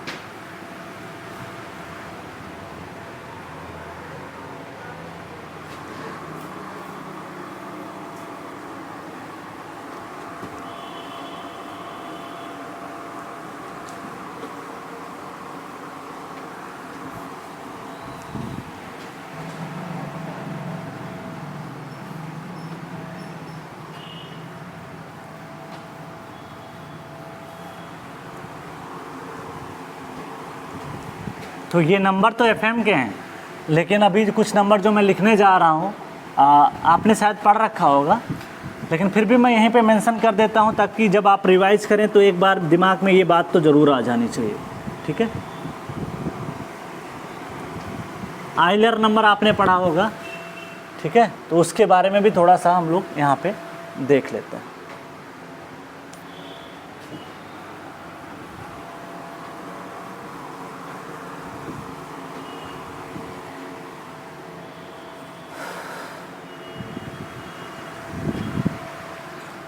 क्लियर? चल नेक्स्ट नंबर मेंशन करता हूँ, यहीं पे सारे नंबर मेंशन कर देता हूँ ताकि आपको दिक्कत ना हो। Euler number, Euler number. ठीक है, आपने आइलर में देखा था कि वहाँ पे प्रेशर फोर्स प्रीडोमिनेंट होता है और इसको आइलर ने दिया था, इस वजह से इसका नाम पड़ गया आइलर नंबर। तो it is the ratio of, Euler number है, मैथमेटिकल फॉर्म में ही लिख देता हूँ, this is F inertia upon pressure force. तो इसको हम डिनोट करेंगे एफ पी से, और डेराइव करने के बाद में इसका रिलेशनशिप निकल के आता है, this is velocity square root of pressure divide by density. ये इसका डेरिवेशन निकल के आता है। बहुत आसान है, कर सकते हो। जैसे आपको इनर्शिया फोर्स मैंने बताया था, इनर्शिया फोर्स को रो ए वी स्क्वायर लिख सकते हो। ठीक है, वैसे प्रेशर फोर्स को भी आप कुछ डिनोट कर दोगे, वहाँ से ये प्रूफ हो जाएगा। ठीक, चल ध्यान रखिएगा, ये जो आपका सबसे ज़्यादा कहाँ पे होता है, ये वहाँ पे होता है। एग्जाम्पल ज़रूर जानना ज़रूरी है कि जब पाइप फ्लो होता है at high pressure, pipe flow at high pressure, at high pressure, pipe flow at high pressure. ठीक है, हाई प्रेशर कैविटेशन जहाँ कर होता है, कैविटेशन। अब कैविटेशन जानते हो, जहाँ पे सडन बहुत ही प्रेशर एटमॉस्फेरिक प्रेशर से भी नीचे चला जाता है, वहाँ पे कैविटेशन जनरेट होता है। ठीक है, तो वो चीज़ है। ओके, चलो नेक्स्ट बात करते हैं वेबर नंबर। तो ये था आपका तीसरा नंबर था। फोर्थ नंबर की बात करें, this is called weber number. Weber number, Weber number जहाँ पे डोमिनेंट होता है, जहाँ पे सरफेस टेंशन आपका फोर्स प्रीडोमिनेंट होता है। जैसे अगर मैं बात करूँ, जैसे कैपिलरी एक्शन हो रहा है, जैसे आपको प्लांट को कैपिलरी एक्शन के थ्रू पौधे पानी लेते हैं, तो वहाँ पे ये फोर्स आपका प्रीडोमिनेंट हो जाएगा। ठीक है, ओके, तो this is the denoted by V, this is square root of F inertia. ध्यान रखिएगा, सिर्फ आपका जो रेनॉल्ड नंबर है उसमें स्क्वायर रूट नहीं होता, बाकी सारे नंबर में स्क्वायर रूट होता है। तो F inertia force upon divide by weber number, that is called F tension. This is F T का मतलब है सरफेस टेंशन। ठीक है, इसको जब प्रूफ करोगे तो ये निकल के आएगा V upon divide by something करके rho upon, sorry sigma upon rho into L, ये निकल के आता है रो इंटू एल, या इसको ऐसा डिनोट कर देते हैं रो इंटू एल, ये निकल के आता है। बहुत आसान है, आपको भी पता था कि सरफेस टेंशन होता है क्या। सरफेस टेंशन होता है फोर्स अपान पर यूनिट लेंथ होता है। तो एफ टी क्या लिख सकते हो, एफ टी को लिखा जा सकता है सिग्मा इंटू क्या लिख सकते हो, एल। ठीक, चल ओके, तो वही चीज़ मैंने यहाँ पे क्या कर दी, इसको पुट कर दिया। और एफ इनर्शिया फोर्स को लिखा जा सकता है रो ए वी स्क्वायर, तो वहाँ से प्रूफ कर सकते हो। ठीक, चल तो ये सरफेस टेंशन यहाँ पे प्रीडोमिनेंट होगा, क्या होगा, सरफेस टेंशन। ये सब फ्लूइड का पार्ट है, फिर भी मैं यहीं पे लिखाया दे रहा हूँ क्योंकि आपको पता है। Surface tension, capillary action, capillary action, जहाँ पे कैपिलरी एक्शन होगा, ठीक है। चलो, ब्लड की जो वेंस होती हैं उसमें भी ऐसा होता है, ब्लड की जो वेंस नसें होती हैं उसमें भी ये फोर्स आपका प्रीडोमिनेंट होता है। अब लास्ट नंबर हमारा निकल के आता है, दैट इज मैक नंबर। तो this is Mach number. Mach number आपको पता होगा, जब मिसाइल लॉन्चिंग वगैरह करते हैं तो वहाँ पे मैक नंबर की स्पीड की ज़रूरत पड़ती है। This is denoted by capital M और this is the ratio of F inertia force divide by, कौन सा फोर्स होता है, आपने देखा था इलास्टिक फोर्स होता है। तो F इलास्टिक फोर्स, इसको जब डराइव करेंगे तो इसका भी रिलेशनशिप कुछ velocity upon square root of, that is K constant होता है, बल्क मॉडुलस है K अपान रो, ठीक है। मैक नंबर को और एक्सप्लेन किया जा सकता है V डिवाइड बाई C, ठीक है। और C की वैल्यू यहाँ पे आपकी निकल के आती है, that is square root of K upon density, ठीक। यहाँ पे जो डेंसिटी लोगे, जो भी आपका माध्यम होगा, जैसे अगर आपकी मिसाइल एयर में फ्लो कर रही है तो एयर माध्यम हो जाएगा, ठीक। के बल्क मॉडुलस हो गया, ठीक है। Rho is density of medium, rho is density of medium, ये हो जाएगा, डेंसिटी ऑफ मीडियम हो जाएगी, ठीक है। के बल्क मॉडुलस,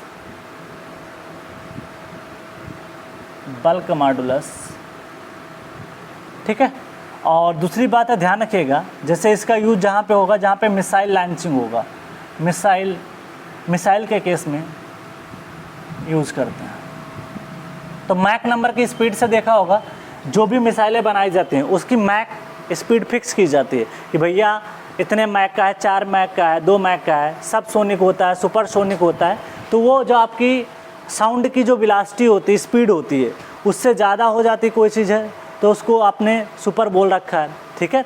और जो उसके बराबर होता है तो सिंपल बोल देते हैं, उसके नीचे होता है तो सब सोनिक होता है। तो सिंपल याद कर सकते हैं, ठीक है।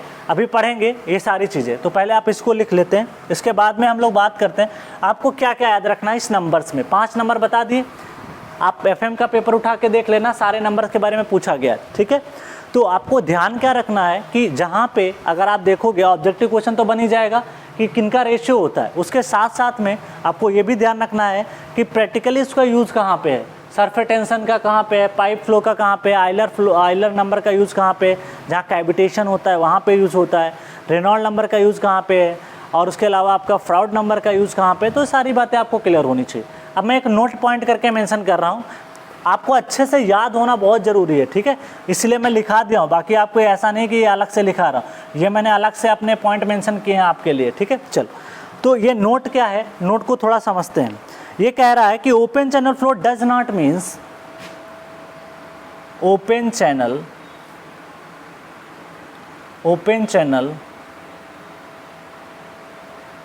Flow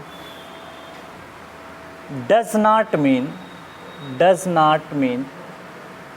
open channel flow does not mean that channel is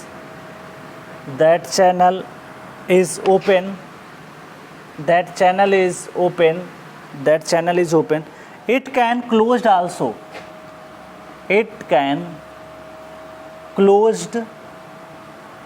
also, ठीक है। अभी सारी बात का मतलब समझ में आ जाएगा। Closed also, full stop, it only means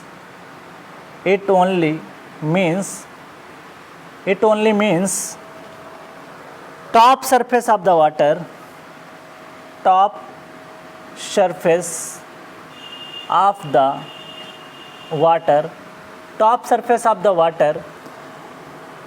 is open to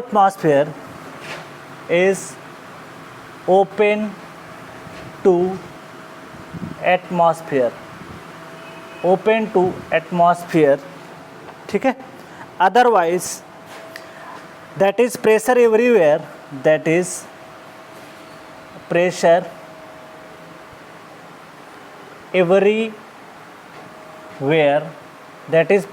everywhere is atmospheric, ठीक है। एटमॉस्फेरिक, हर जगह क्या होना चाहिए, प्रेशर एटमॉस्फेरिक। इस पॉइंट का मतलब बता देता हूँ। Open channel flow does not means that कि channel is open, open channel flow का मतलब ये मत निकाल लेना कि चैनल जो है आपका ओपन है, ठीक है। इसके लिए ज़रूरी ये है कि आपका हो सकता है कुछ ऐसा एग्जाम्पल भी दिखा सकता हूँ जिसमें कि आपका पाइप फ्लो जैसा दिखाई पड़ेगा, लेकिन वो ओपन चैनल का एग्जाम्पल होगा। जैसे जो ड्रेनेज सिस्टम होता है, जो नालियाँ बनाई जाती हैं, उसमें आपने देखा होगा कि जो ओपन नालियाँ गांव में रहती हैं, घरों में आसपास रहती हैं, उन ओपन नाली में देखोगे कि एटमॉस्फेरिक प्रेशर काम करता रहता है। तो वो एक अच्छा एग्जांपल है। पूरी तरीके से फुल भी नहीं पानी फ्लो हो रहा है और आधी नाली फ्लो कर रही है, ऊपर से एटमॉस्फेरिक प्रेशर काम करता है, ठीक है। तो ऐसा एग्जाम्पल आपका ओपन चैनल फ्लो का हो जाता है। तो जहाँ जहाँ एटमॉस्फेरिक प्रेशर रहेगा वो आपका एग्जाम्पल हो जाएगा क्या, ओपन चैनल फ्लो। हो सकता है पाइप क्लोज हो और एटमॉस्फेरिक प्रेशर उसके अंदर है, तब भी उसको आप क्या बोलो, जैसे सीवर लाइन, ठीक है। सीवर लाइन फुल्ली ना फ्लो करे, सीवर लाइन आधी फ्लो कर रही है, तो सीवर लाइन का जो पानी का सीवर लाइन में अगर बात करें, ये है सीवर लाइन, अगर पानी इस लेवल तक फ्लो कर रहा है, ठीक, तो ये भी एक एग्जांपल है किसका, ओपन चैनल फ्लो का, क्योंकि यहाँ पे एटमॉस्फेरिक प्रेशर इंटर कर जाता है, किससे, मैन होल्स के थ्रू इंटर कर जाता है। तो ये भी एक एग्जांपल है किसका, आपका ओपन चैनल फ्लो का, ठीक है। क्योंकि इसमें भी आपने देखा होगा कोई ऐसा तो होता नहीं कि प्रेशर देना पड़ता है, जो भी सीवर लाइन बिछाई जाती है उसमें पानी जो है अपने ग्रेविटी के कारण फ्लो करता है। तो कहीं पे आपने देखा होगा रोड थोड़ा सा नीचे है, कहीं ऊपर है, तो उसको जैसा स्लोप होता है उसी के अकॉर्डिंग हम लोग प्रोवाइड करते हैं, ठीक है। चलो, तो पहले आप इसको लिख लें, फिर हम आगे बढ़ते हैं।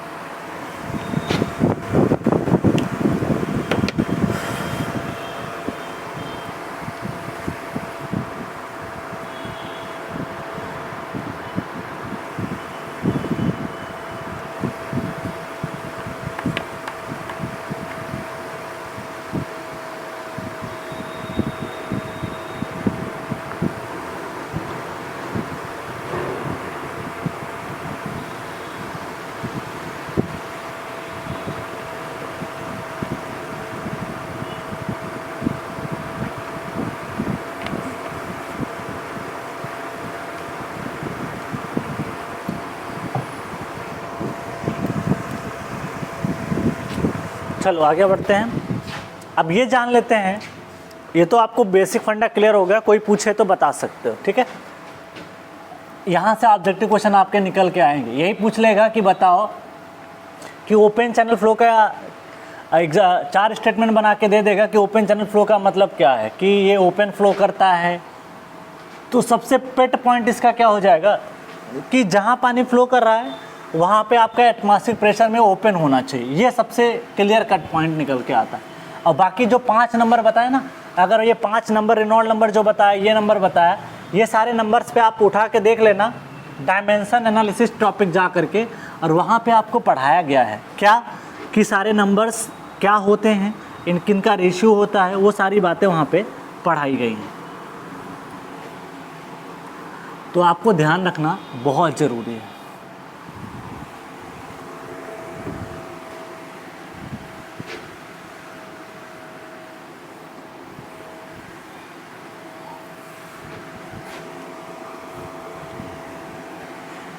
ठीक, ये तो टॉपिक आपका क्लियर हुआ। अब बात कर लेते हैं कि टाइप ऑफ चैनल कौन कौन से होते हैं, ठीक है। क्लासिफिकेशन ऑफ चैनल पढ़ते हैं। यहाँ पे 2 तरीके के मेनली होते हैं, उनके बारे में डिस्कस करते हैं।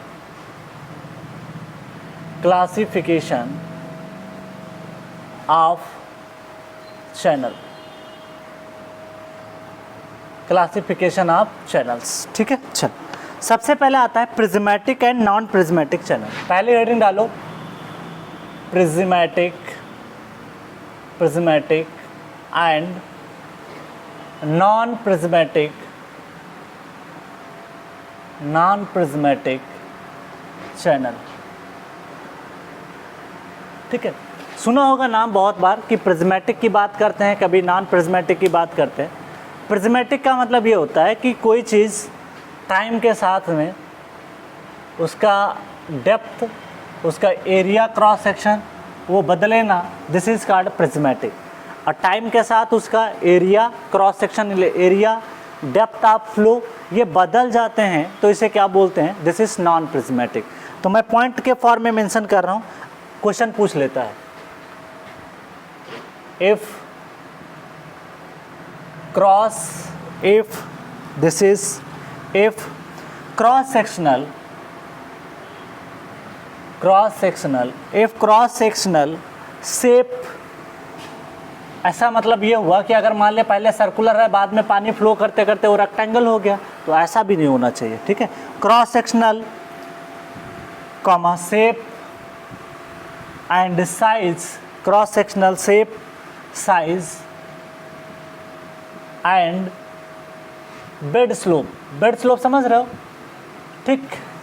जिस सरफेस पे पानी फ्लो करता है ना उसे बोलते हैं बेड स्लोप, ठीक। Bed slope remains constant along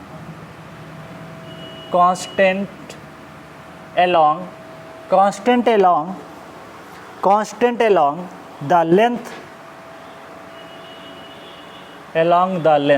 constant along the length, then channel is considered,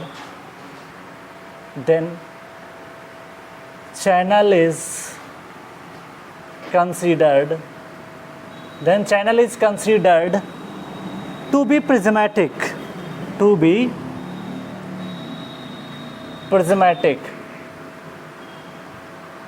otherwise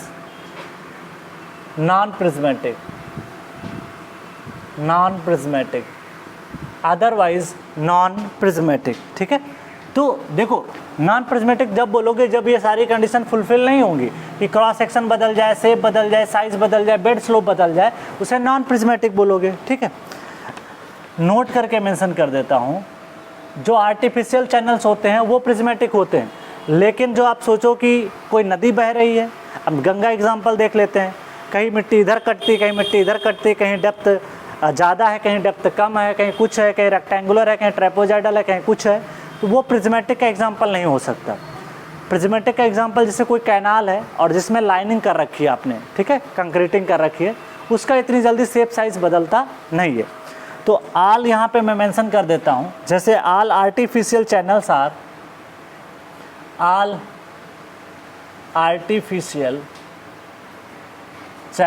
are, all artificial channels are prismatic, but natural channels like river are the example of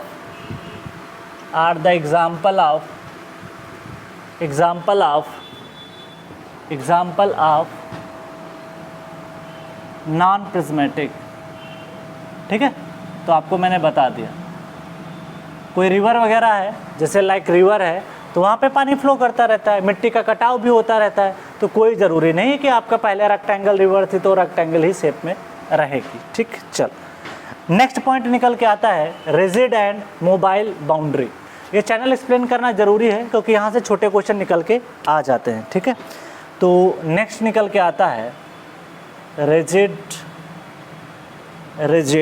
and mobile boundary channel.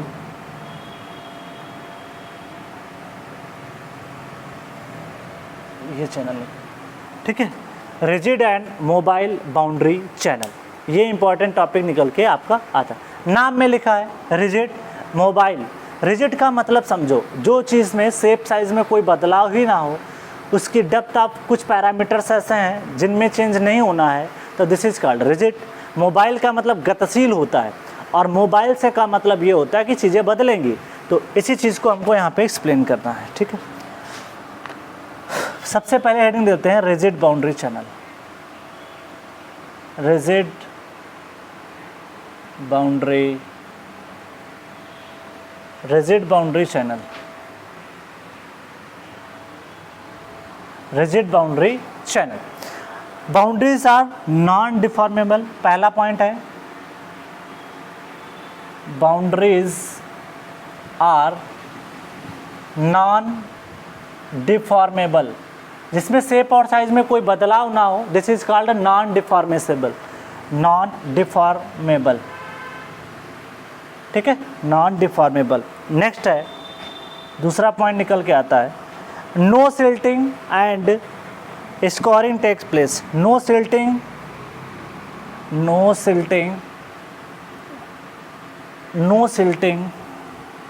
and no scouring takes place, no scouring takes place। ठीक है, इसका मतलब क्या हुआ? No silting का मतलब है जो मिट्टी जमा होती है नदियों के तली पे है वो जमा ना हो, और ना ही मिट्टी का कटाव हो। स्कॉरिंग का मतलब होता है कटाव। ठीक है, तो ये मतलब होता है। ठीक है, क्लियर। चल नेक्स्ट पॉइंट डील करते हैं।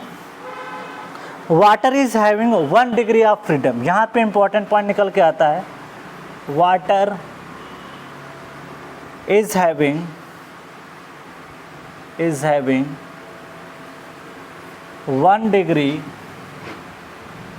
1 degree of freedom, that is depth of flow। इसमें सिर्फ ही एक ही आपको डिग्री ऑफ फ्रीडम रहती है। अगर आपका चैनल रिजिड है तो आपको एक ही डिग्री ऑफ फ्रीडम है। क्या? डेप्थ ऑफ फ्लो आपकी बस बदल सकती है। ठीक है, 1 डिग्री ऑफ फ्रीडम। ओके, जैसे एग्जांपल अगर मैं दूं इसके, जैसे लाइन्ड कैनाल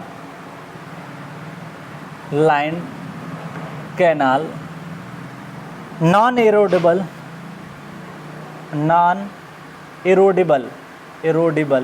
का मतलब होता है ये मिट्टी का कटाव। इरोडेबल अनलाइन्ड कैनाल, कुछ ऐसी भी कैनाल्स होती हैं। ठीक है, अनलाइन्ड कैनाल, कुछ ऐसी भी कैनाल्स होती हैं जिसमें कि जो है मिट्टी का कटाव नहीं होता है। तो इस तरीके से हम लोगों ने यहाँ पे इसके बारे में डील किया। ठीक है, अब बात करेंगे नेक्स्ट टॉपिक की, that is related with the mobile boundary से बात कर लेते हैं थोड़ा सा। ठीक है, तो मैं यहीं पे मेंशन कर देता हूँ, स्पेस नहीं है ज़्यादा, फिर भी कोशिश करूँगा कि आपको समझ में आ जाए। तो दूसरा पॉइंट है that is mobile boundary channel. Mobile, इसका जस्ट अपोजिट हो जाएगा boundary, mobile boundary channel.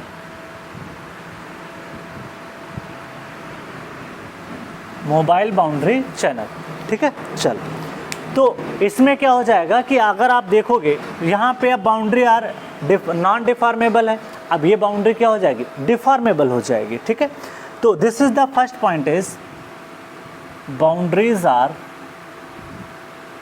Deformable,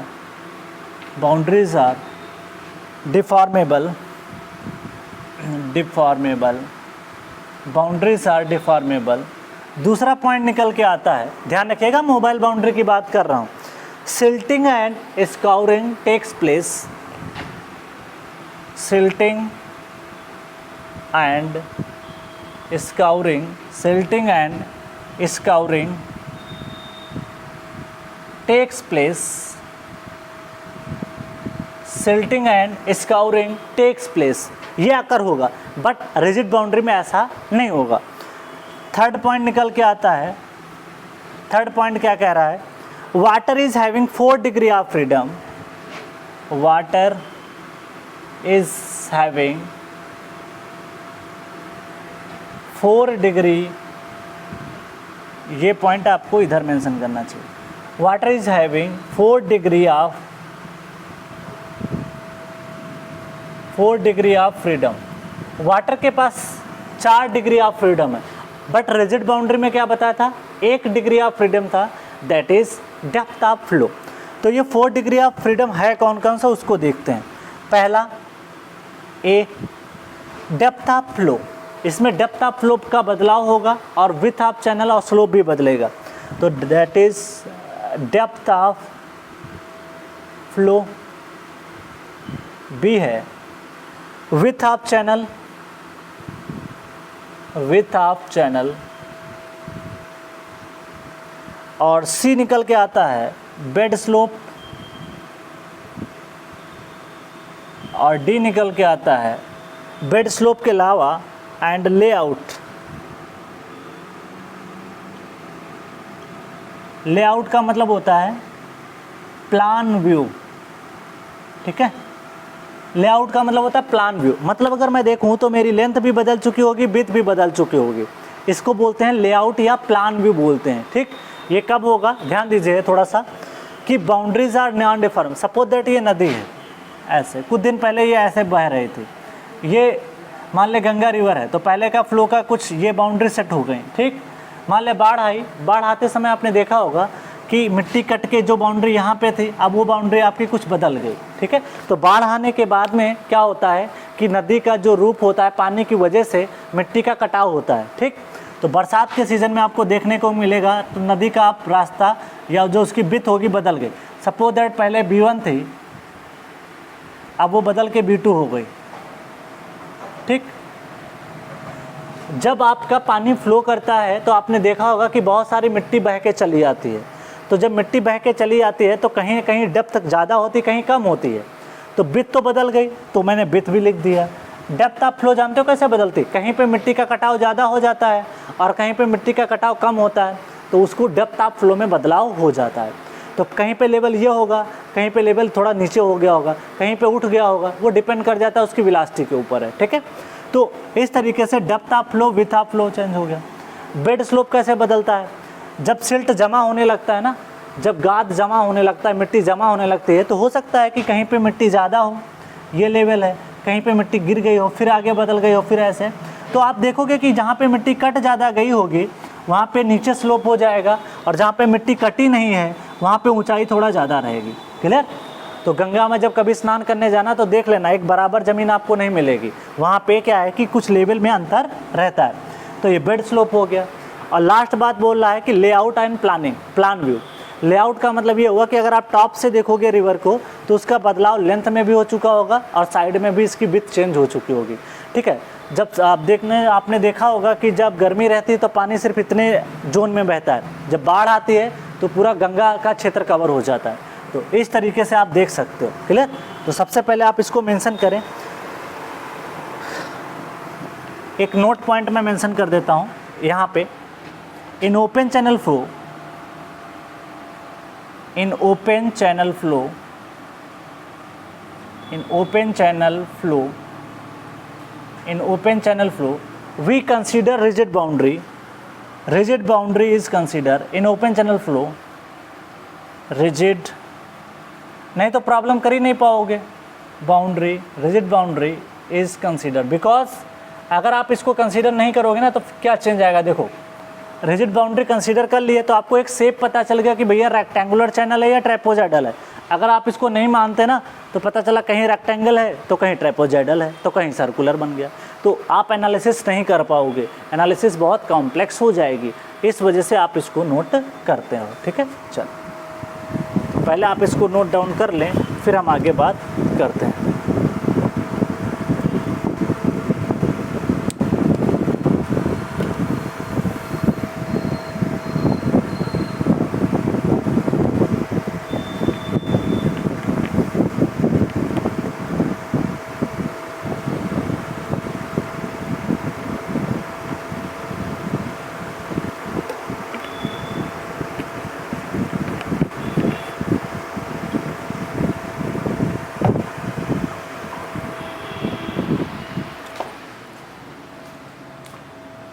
ठीक है, पहले आप इसको नोट कर लें, फिर हम लोग आगे बात करेंगे, ठीक है। तो ये काफ़ी इंपॉर्टेंट टॉपिक है ओपन चैनल फ्लो, ज़्यादा लेंदी भी टॉपिक नहीं है और आपको अच्छे नंबर ये दे के जाएगा, ठीक है। चलो अब आगे बात करते हैं।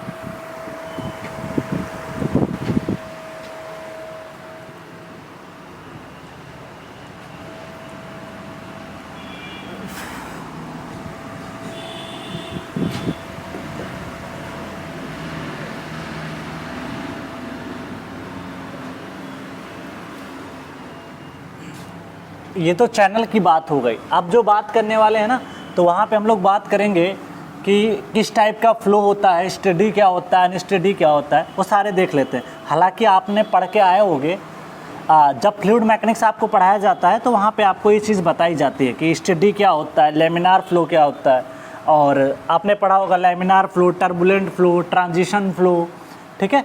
यहाँ पे रेनॉल्ड नंबर कुछ और चलता है। जब ओपन चैनल फ्लो हम लोग पढ़ रहे हैं तो यहाँ पे रेनॉल्ड नंबर आपका कुछ अलग रहेगा। ठीक है, वहाँ पे आपने क्या पढ़ा था, 2000 से कम है तो लैमिनार है, 2000 से 4000 के बीच है तो आपका कैसा फ्लो रहता है, तो आपने ट्रांजिशन पढ़ा था। और पाइप फ्लो के केस में आपने देखा होगा कि जब 4000 से ज़्यादा रहता था तो टर्बुलेंट फ्लो होता था।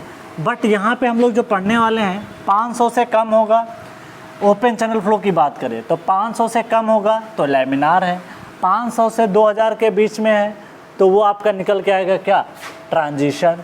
और उसके बाद में 2000 से ज़्यादा तो आपका फ्लो कैसा हो जाएगा, वो भी टर्बुलेंट हो जाएगा। तो ओपन चैनल फ्लो में थोड़ा सा रेनॉल्ड नंबर कम रखा जाता है। क्यों? क्योंकि यहाँ पे पाइप की अपेक्षा उतनी वेलोसिटी नहीं होती, क्योंकि पाइप में पानी तेज़ी से फ्लो करता है। नेचुरल जो रिवर्स होती हैं उसमें कोई ज़रूरी नहीं है कि पानी उतना तेज़ी से फ्लो करे। ठीक है,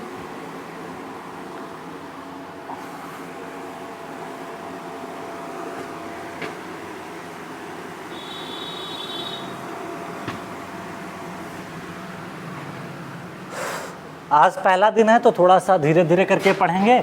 और दूसरी बात है कि जैसे जैसे अपने कॉन्सेप्ट डेवलप होते जाएंगे, बड़ा ही अच्छा टॉपिक है और ज़्यादा टफ नहीं पड़ता है, इसको लोगों को बहुत ही आसानी से समझा जा सकता है।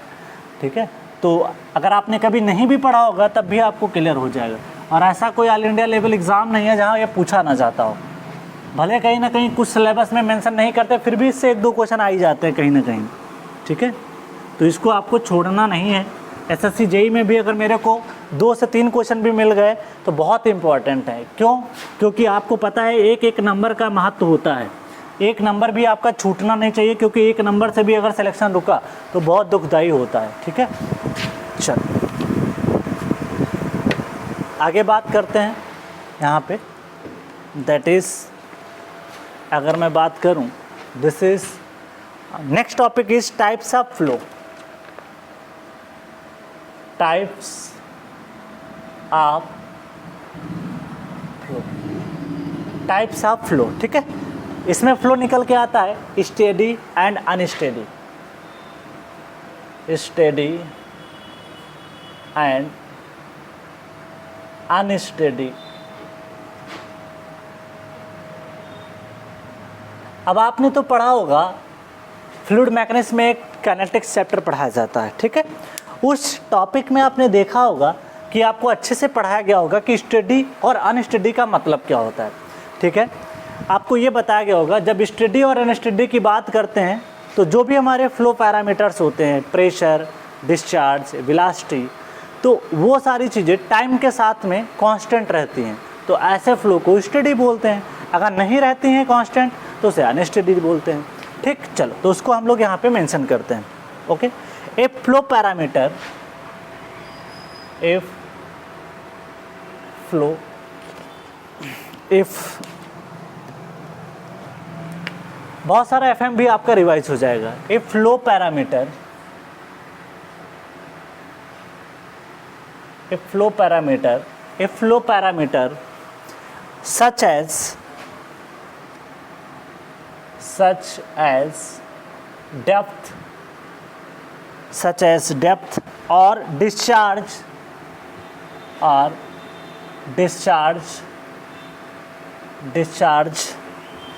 at a particular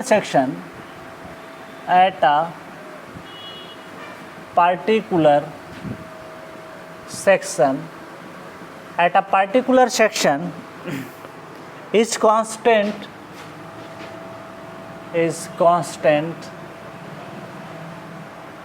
with respect to time, with respect to time, this flow is called steady flow. With respect to time, then flow is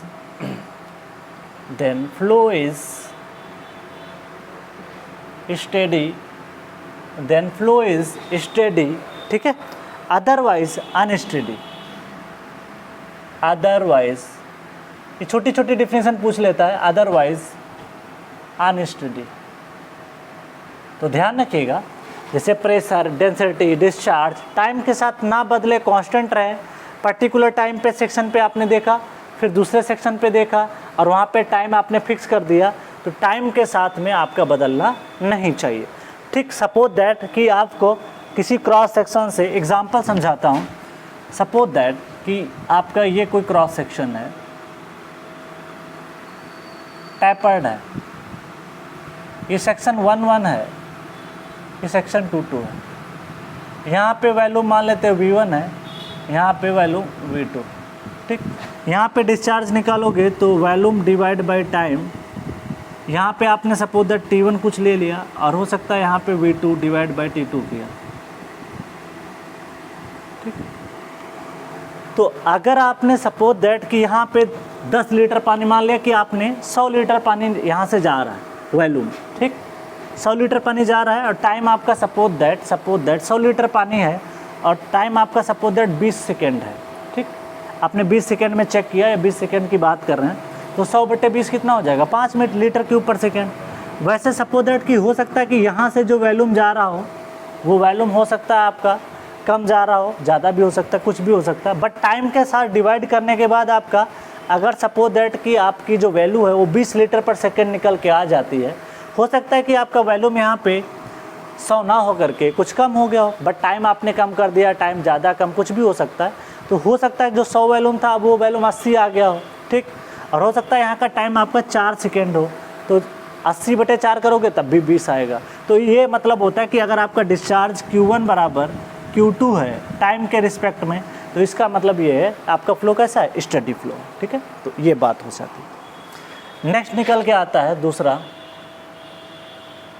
that is study तो बता दिया, अब नेक्स्ट आता है यूनिफॉर्म एंड नॉन यूनिफॉर्म। ये सब बातें याद रखिएगा बिकॉज ऑब्जेक्टिव क्वेश्चन FM में भी पूछे जाते हैं कि what is the steady, what is the unsteady, इन सब के बारे में आपको डिटेल में पता होना चाहिए। तो कुछ भी नहीं है, जब स्टडी और अनस्टडी की बात करें तो टाइम का ध्यान रखना है, और जब यूनिफॉर्म और नॉन यूनिफॉर्म की बात करें, uniform and non uniform flow, uniform and non uniform flow, ठीक है। तो इसके बारे में बात कर लेते हैं, इसका मतलब क्या होता है उसके बारे में देखते हैं। देखिए यूनिफॉर्म और नॉन यूनिफॉर्म, इसका जो हम रिलेशनशिप देखते हैं वो कोऑर्डिनेट के साथ और वहाँ पे जो पैरामीटर हैं उसके लेंथ है, डेप्थ है, उसके साथ देखते हैं, टाइम की बात नहीं करते यहाँ पे, ठीक।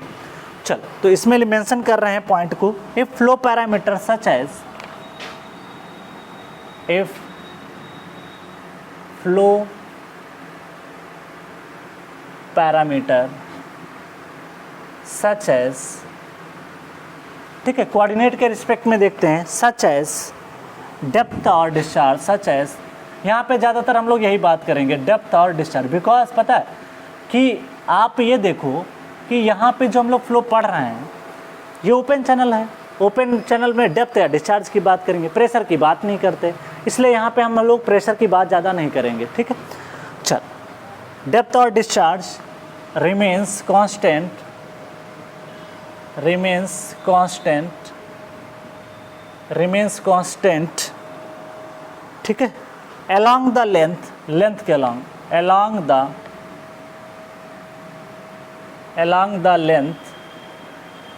the length, ठीक है। then flow is uniform,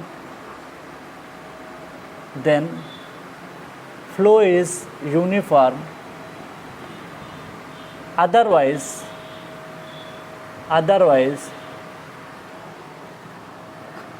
flow is non-uniform,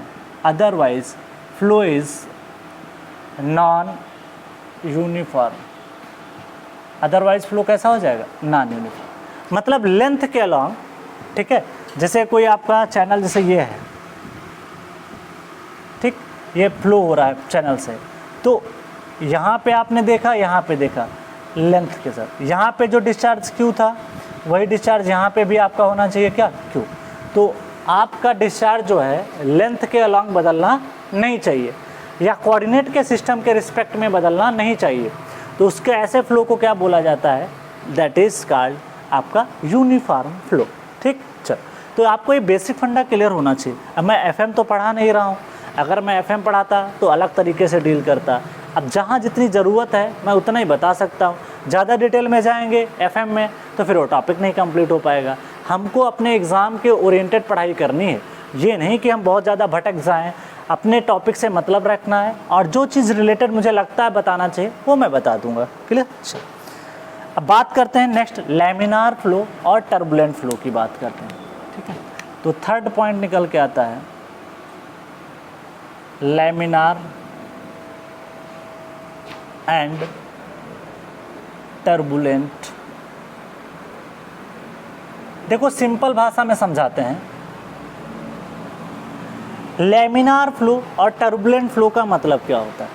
देखिए लैमिनार फ्लो का मतलब ये होता है, इसको हिंदी में बोलते हैं धारा रेखी प्रभाव। ठीक है, धारा रेखी प्रवाह, फ्लो का मतलब प्रवाह ही होता है। लैमिनार का मतलब होता है सारे पार्टिकल एक लेंथ में चलेंगे, मतलब एक पाथ। जैसे लैमिनार का एग्जांपल के थ्रू बताऊं, लैमिनार तो हो सकता है कि सारे पार्टिकल पानी के जो हैं वो एक ही पाथ फॉलो करें। This is called laminar, this is called laminar. तो ये लैमिनार हो गया। अगर मैं टर्बुलेंट का बनाऊं, टर्बुलेंट का मतलब होता है विक्षुब्ध प्रवाह नहीं, विक्षुब्ध प्रवाह होता है। ठीक है, जिसमें डिस्टरबेंस हो, तो टर्बुलेंट फ्लो। इसमें रैंडम इधर से उधर, ठीक है, कोई इधर पार्टिकल जाएगा, कोई इधर जाएगा, कोई इधर जाएगा, इस तरीके से रैंडम फ्लो होता रहता है। तो this is called turbulent flow होता है। ये तो एक फिजिकल उसका मीनिंग हुआ, बट इसके क्लासिफिकेशन अकॉर्डिंग टू नंबर भी किए जाते हैं कि भाई आपका रेनॉल्ड नंबर कितना होगा, तब इसको क्लासिफाई करेंगे, उसके बारे में देखते हैं। ठीक, चल तो यहाँ पे मैं 2 कॉलम बना रहा हूँ, एक में पाइप को लिख देता हूँ ताकि आपको कंपैरिजन याद रहे। कल को आप पाइप फ्लो का रेनॉल्ड नंबर ओपन चैनल में ना बता दो, इस वजह से मैं इसको एक्सप्लेन कर देता हूँ। ठीक है, पाइप फ्लो और ओपन चैनल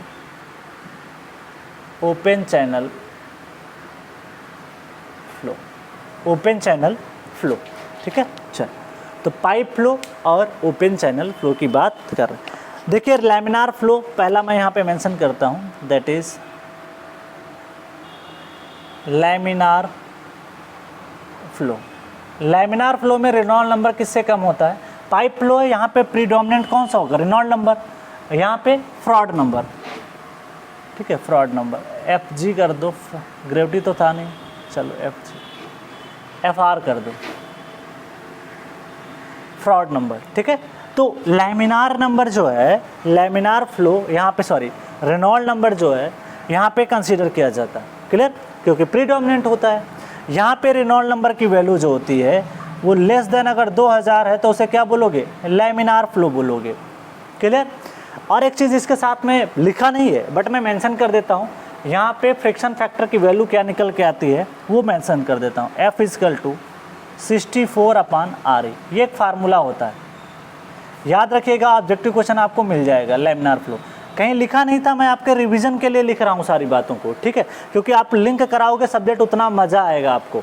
नेक्स्ट बात करते हैं, यहाँ पे जो रेनॉल्ड नंबर होता है, वैसे फ्रॉड नंबर लिखना चाहिए बट यहाँ पे रेनॉल्ड नंबर के हिसाब से क्लासीफाई करें तो यहाँ पे जो रेनॉल्ड नंबर होता है वो वैल्यू होती है 500 से लेस।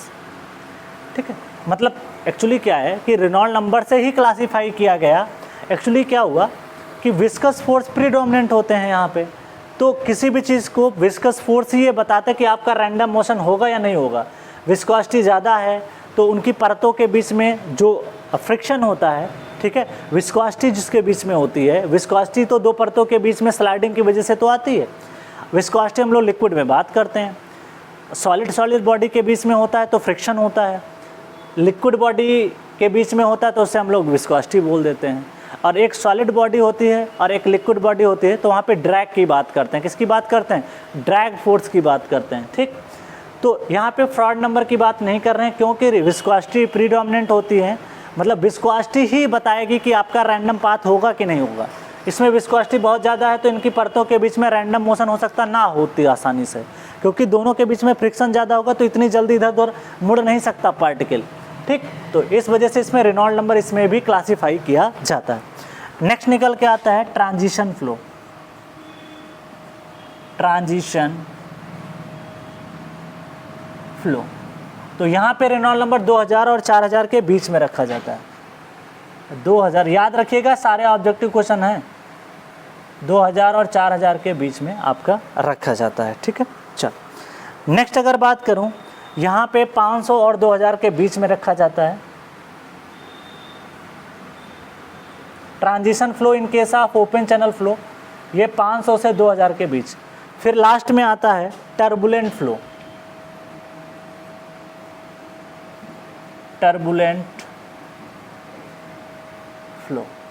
टर्बुलेंट फ्लो की बात कर रहे हैं। ठीक है, तो टर्बुलेंट फ्लो में आपने देखा होगा रेनॉल्ड नंबर की वैल्यू 4000 से ज़्यादा होती है,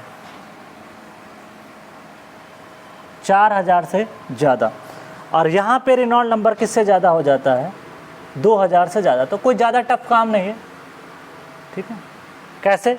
यहाँ पे 2000 से शुरुआत होती है, वहाँ पे 2000 की एंडिंग लगभग होती है।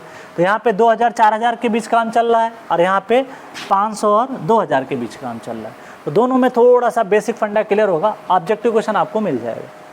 कुछ फार्मूले मैं लिखना चाहता हूँ टर्बुलेंट फ्लो के केस में। अगर आपको मान ले स्मूथ पाइप है और एक रफ पाइप है तो उसके बारे में लिख देता हूँ। तो पहला स्मूथ पाइप है, अगर स्मूथ पाइप के केस में, सॉरी पाइप लिख गया, पाइप। आपने देखा होगा फ्रिक्शन फैक्टर का जो फार्मूला होता है फॉर स्मूथ पाइप टर्बुलेंट के लिए F = 0.316 डिवाइड बाई RE की पावर 1/4 आया था।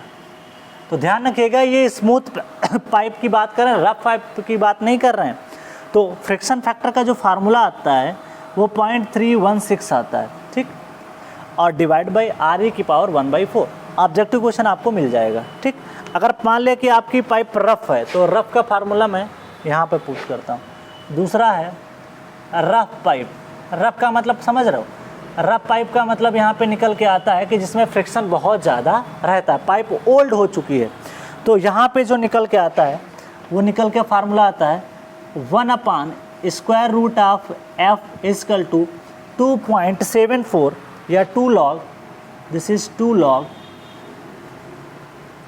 रेडियस डिवाइड बाई के, रफनेस आर यहाँ पे रेडियस है, के इज रफनेस कोफिशिएंट के, average height of roughness plus 1.74।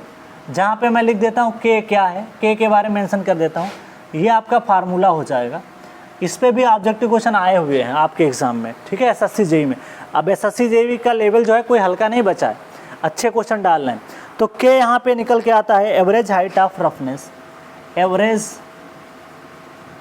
Height of roughness, average height हम लोग यहाँ पे कंसीडर करते हैं। ठीक है, चलो आगे बढ़ते हैं। इस तरीके से आपने पॉइंट मेंशन किए। बहुत इंपॉर्टेंट बातें हैं जो भी लिखा रहा हूँ, एक नोट पॉइंट करके मेंशन कर लेता हूँ यहीं पे। क्या? इन case of open channel flow the flow is generally turbulent. कैसा रहता है? टर्बुलेंट। ठीक है, इन OCF, शॉर्ट में लिख रहा हूँ आप, इन OCF, क्योंकि बार बार टाइम वेस्ट करने का कोई मतलब नहीं। ओपन चैनल फ्लो शॉर्ट में OCF बोलते हैं। इन OCF the flow is generally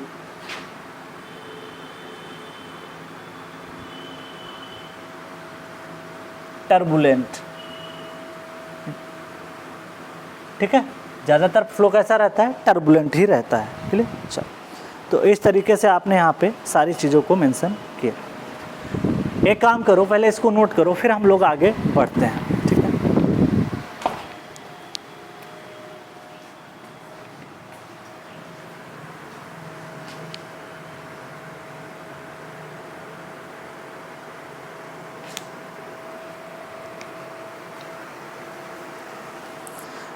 आप अच्छे से इसको नोट कर लें। ठीक है, बहुत आराम से पढ़ेंगे, बिल्कुल भी समझ में आएगा, आपको कोई दिक्कत नहीं होगी। ठीक है, अगर आप कभी भी नहीं पढ़े होगे ओपन चैनल फ्लो तब भी आपको समझ में आ जाएगा।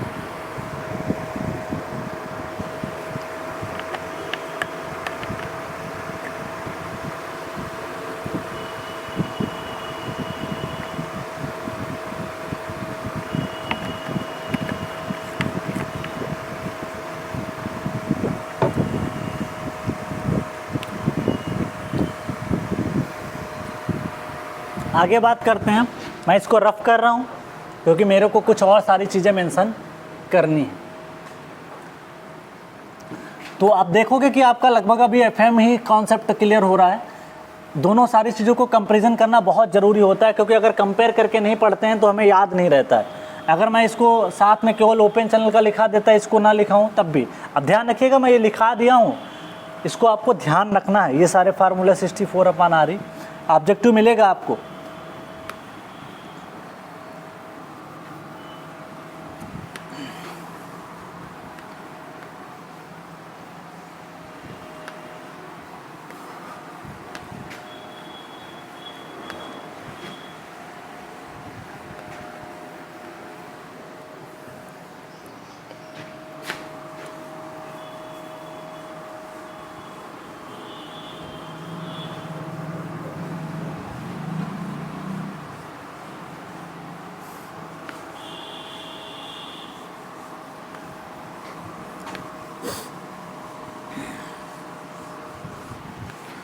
बात कर लेते हैं यहाँ पे क्रिटिकल फ्लो क्या होता है, सब क्रिटिकल क्या होता है, सुपर क्रिटिकल क्या होता है, उसके बारे में थोड़ा सा on the basis of fraud number उसके बारे में थोड़ा सा देखते हैं। जैसे सब सोनिक सुपर सोनिक आपने पढ़ा, वैसे यहाँ पे भी होता है। क्रिटिकल फ्लो होता है, सब क्रिटिकल होता है, सुपर क्रिटिकल होता है, तो उसके बारे में थोड़ा सा हमको पता होना ज़रूरी है।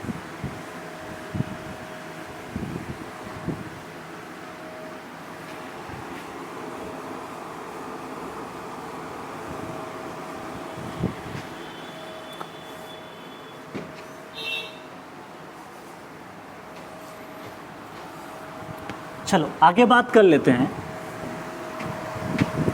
नेक्स्ट पॉइंट ऑफ डिस्कशन है critical, sub critical and super critical flow. Critical, critical comma sub critical and super critical flow. Super critical flow बहुत इंपॉर्टेंट है, यहाँ से ऑब्जेक्टिव क्वेश्चन आपके निकल के आते हैं। एक्चुअली हमारा जो टॉपिक है वो ओसीएफ है, और ओसीएफ में अगर हम देखें तो यहाँ पे सबसे ज़्यादा प्रीडोमिनेंट फोर्स कौन सा है, फ्राउड नंबर है। यहाँ पे ग्रेविटी फोर्स है, तो उसमें कौन सा नंबर यूज करते हैं, फ्राउड नंबर यूज करते हैं। ठीक है, तो उसी के बेसिस पे हम लोग इसको क्लासीफाई करेंगे। हमको पता है, we know that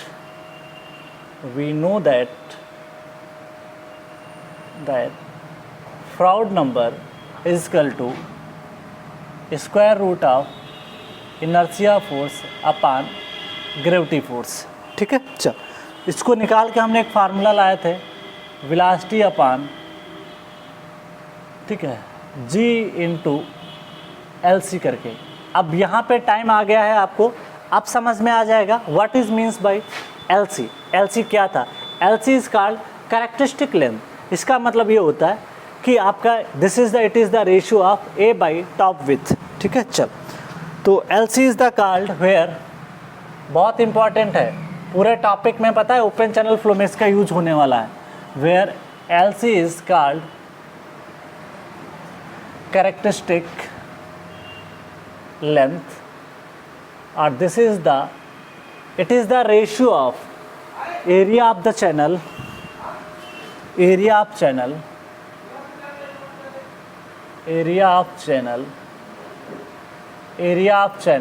divide by top width of the channel, top width of the channel। ये छोटा ऑब्जेक्टिव मिल जाएगा आपको, टॉप विथ ऑफ द, मतलब इट इज़ द जो रेशियो है ना दो चीज़ों का है, किसका किसका, area of channel divide by top width of the channel. ठीक है, तो जो भी एरिया आपका चैनल निकल के आएगा, चाहे सर्कुलर हो, चाहे रेक्टेंगुलर हो, चाहे टाइपोडाइजल हो, तो उसका एरिया ऑफ चैनल जो भी निकल के आए उसकी टॉप विथ, जो सबसे ऊपर वाली विथ होती है ना, उससे डिवाइड कर दो तो आपको कैरेक्टरिस्टिक लेंथ मिल जाएगी। एक्चुअली इसलिए लिया जाता है क्योंकि टाइम के साथ में आपका वेरी करता रहता है चैनल का डेप्थ और लेंथ, जो भी है विथ है, सारी चीज़ें वेरी करती रहती हैं थोड़ा बहुत। इस वजह से ये लोग क्या है कि कैरेक्टरिस्टिक लेंथ को यूज़ किया। पाइप में डायमीटर तो बदलता नहीं है भैया, एक पाइप फिक्स हो गया, पानी फ्लो कर रहा है, इसलिए वहाँ पे तो आपने रो वी डी अपन म्यू ले लिया था, बट यहाँ पे ऐसा नहीं है। इसी वजह से हमको कैरेक्टरिस्टिक लेंथ पढ़नी पड़ती है। तो हर एक चीज़ के पीछे रीज़न होता है, हम क्यों पढ़ते हैं उसके बारे में जानना बहुत ज़रूरी। चल, तो ये तो हो गया top of the width of flow. तो इसको एरिया ऑफ चैनल लिख सकते हो, आर करके और भी लिख सकते हैं। इसको एलसी को एक और नाम से जाना जा सकता है, एरिया ऑफ फ्लो बोलते हैं इसको, है एरिया ऑफ चैनल बोलो या area of flow,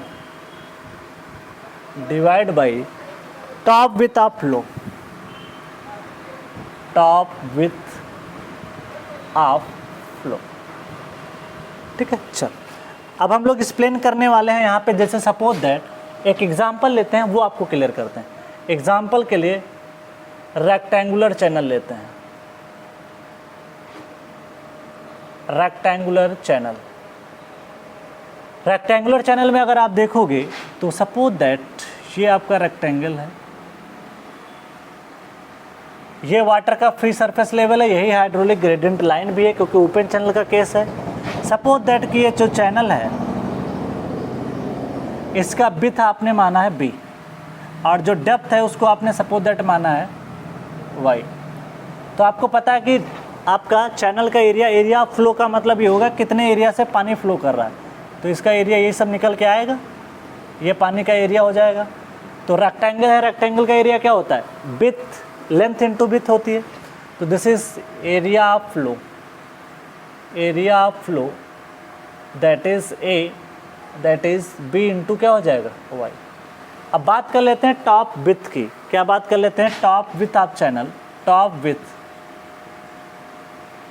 top width अगर हम बात करें टी से डिनोट कर रहे हैं, तो टॉप विड्थ अगर आप देखोगे जितना विड्थ यहाँ पे है उतना विड्थ यहाँ पे। ये ध्यान रखिएगा, सिर्फ रेक्टेंगुलर के केस में ऐसा होगा, ना सर्कुलर में ऐसा होगा और ना ही आपका देखोगे ट्रेपोजाइडल में होगा। ट्रेपोजाइडल में यहाँ की विड्थ कम होती है, यहाँ की ज़्यादा होती है।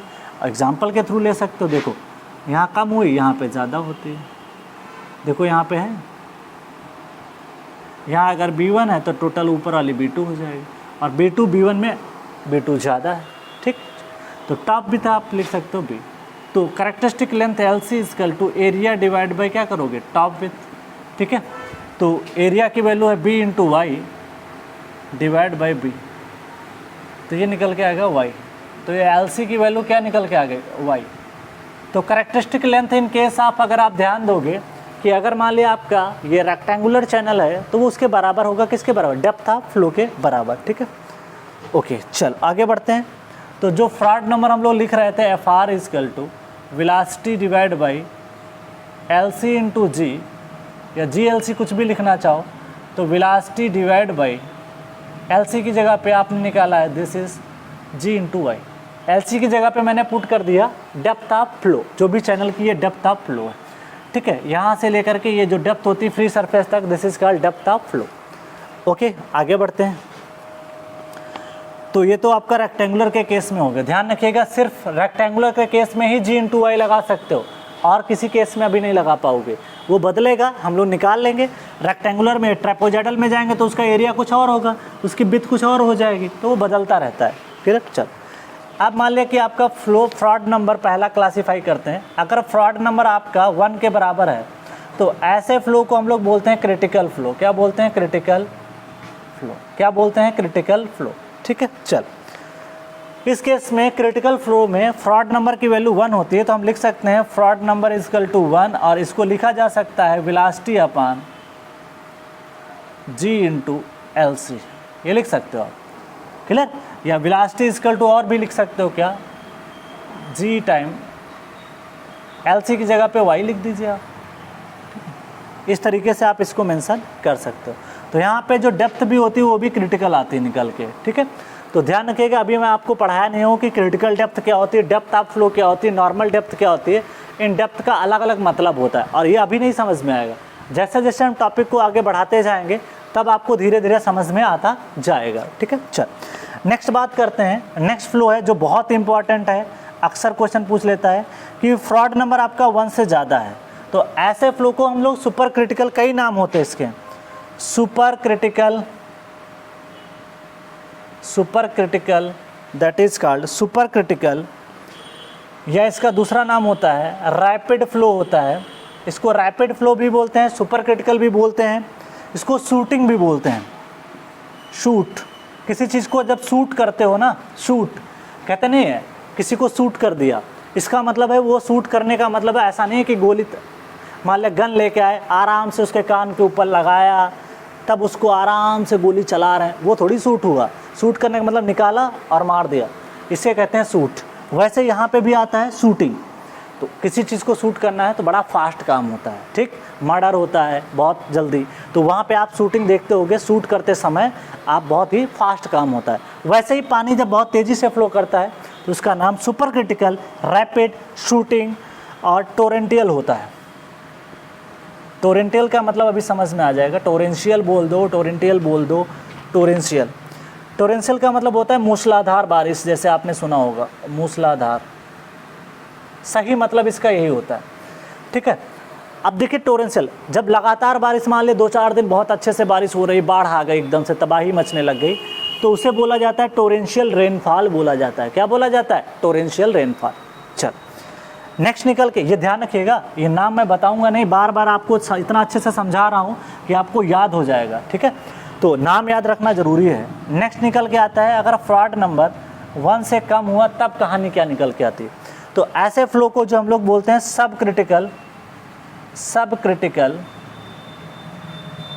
फ्लो, सब क्रिटिकल फ्लो या ट्रैंक्विल, ट्रैंक्विल नाम होता है, ट्रैंक्विल, ये भी इम्पॉर्टेंट है, ट्रैंक्विल या स्ट्रीमिंग। स्ट्रीमिंग का मतलब होता है धारा रेखी प्रभाव। अगर सारे पार्टिकल, स्ट्रीमिंग का मतलब समझो, अगर सारे पार्टिकल इस तरीके से एक ही लाइन में हैं, इसका मतलब ये लैमिनार फ्लो होगा और पार्टिकल आपके एक समान गति से चल रहे हैं, this is called streaming, stream flow होता है, ठीक है। तो ऐसा फ्लो आपका क्या होगा? सब क्रिटिकल होगा। और कभी बाढ़ आ जाए, तबाही आ जाए, तो कभी भी ये फ्लो आपका सब नहीं रहेगा, हमेशा सुपर क्रिटिकल में चलेगा। बहुत तेज़ बाढ़ आ गई, पानी बहुत तेज़ी से इधर उधर मूव, ऐसा पार्टिकल कभी जाएगा ही नहीं। बाढ़ में आपने देखा होगा पानी कहीं इधर से आ रहा, कहीं इधर से आ रहा, रैंडम पाथ फॉलो करता है, ठीक। चल, तो इस तरीके से ट्रैंक्विल का मतलब होता है शांत। एग्ज़ाम में आपको हो सकता है कि वो सब क्रिटिकल ना दे, सब का मतलब होता है नीचे, 1 से कम तो सब क्रिटिकल, 1 से ज़्यादा सुपर, 1 के बराबर तो क्रिटिकल। और ध्यान रखिएगा कि ट्रैंक्विल शब्द आपको दे देगा एग्ज़ाम में, बोलेगा कि बताओ यहाँ पे फ्रॉड नंबर 1 से कम है, तो बताओ, ऑप्शन देगा शूटिंग, ट्रैंक्विल करके दे देगा। और आप तो पढ़ के गए हो ये, तो इसलिए ध्यान रखना है कि आपको सारे नाम भी पता होना चाहिए, तो अक्सर एग्ज़ाम में ये पूछ लिया जाता है, ठीक है। फिर मैं यहाँ पे मेंशन कर रहा हूँ types of flow and velocity of flow और डेप्थ ऑफ फ्लो में रिलेशनशिप है, ठीक है। तो मैं यहीं पे मेंशन कर देता हूँ, ज़्यादा जगह तो नहीं बची है, ठीक है। चलो, ये मूसलाधार को मैं इधर लिख देता हूँ, ठीक है, ताकि स्पेस मिल जाए, यहाँ पे लिख देता हूँ।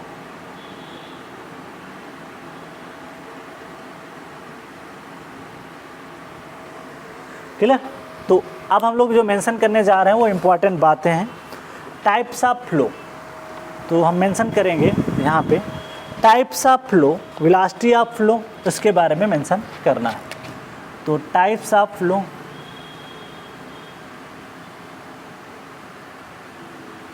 वेलोसिटी ऑफ फ्लो,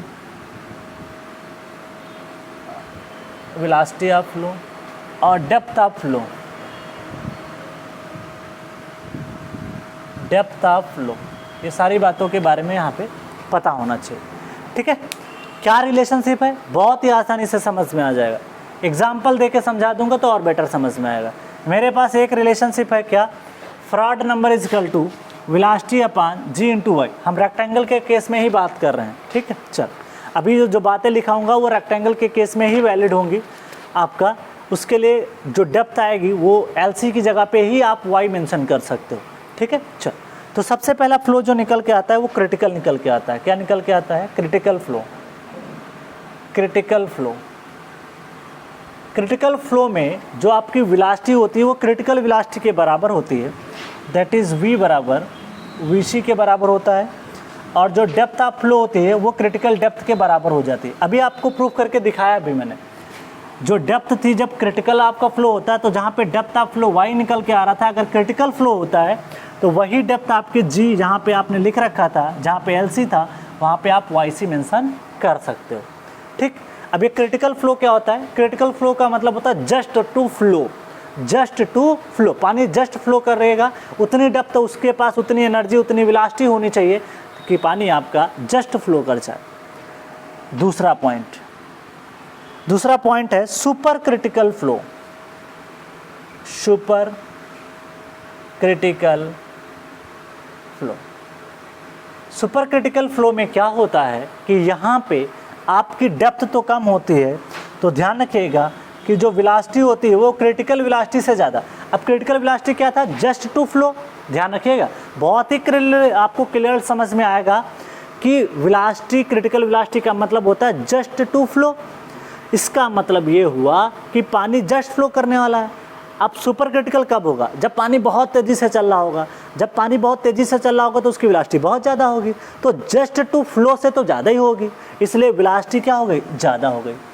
आपने एक चीज़ और एग्जांपल दिखा सकता हूँ कि जहाँ पे सैलो चैनल होता है, जहाँ पे डेप्थ ज़्यादा होती है पानी की, वहाँ पे वेलोसिटी आपको कम दिखाई पड़ती है, लेकिन जहाँ पे पानी की डेप्थ कम होती है वहाँ पे पानी लगता है कि बहुत तेज़ी से बह रहा है। और जो बहुत कहते हैं नहीं गहरा जल शांत होता है, तो वो कारण यहाँ पे आपको समझ में आ जाएगा। Super critical flow sub critical flow से समझ में आ जाएगा। अब देखो सुपर क्रिटिकल मतलब सैलो डेप्थ में पानी बहुत तेज़ी से फ्लो करता है, तो यहाँ पे जो डेप्थ निकल के आती है वो जो आपकी डेप्थ ऑफ फ्लो है बहुत कम है as compare to critical depth. Next निकल के आता है sub critical flow. Sub critical flow, sub critical flow, sub critical flow में अगर आप देखोगे तो यहाँ पे जो वेलोसिटी है आपकी v, this is less than critical velocity. यहाँ पे इतना स्लो फ्लो होता है कि ऐसा लगता है कि जस्ट फ्लो से भी कम है।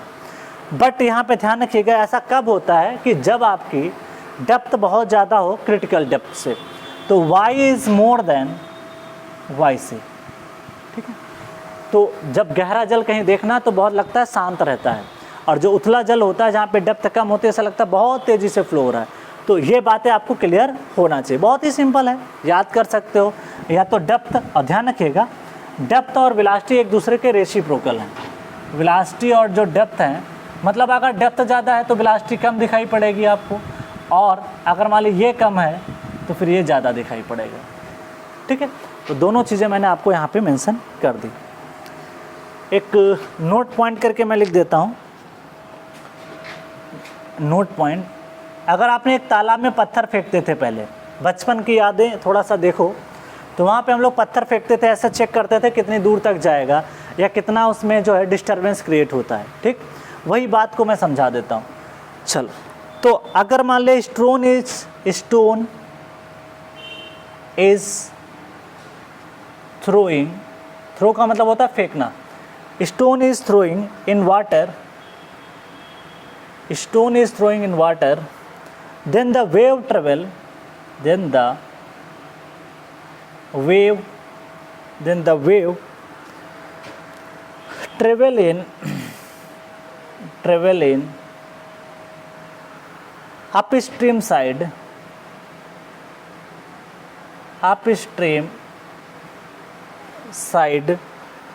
then flow is subcritical, then flow is, अभी समझा देता हूँ, सब क्रिटिकल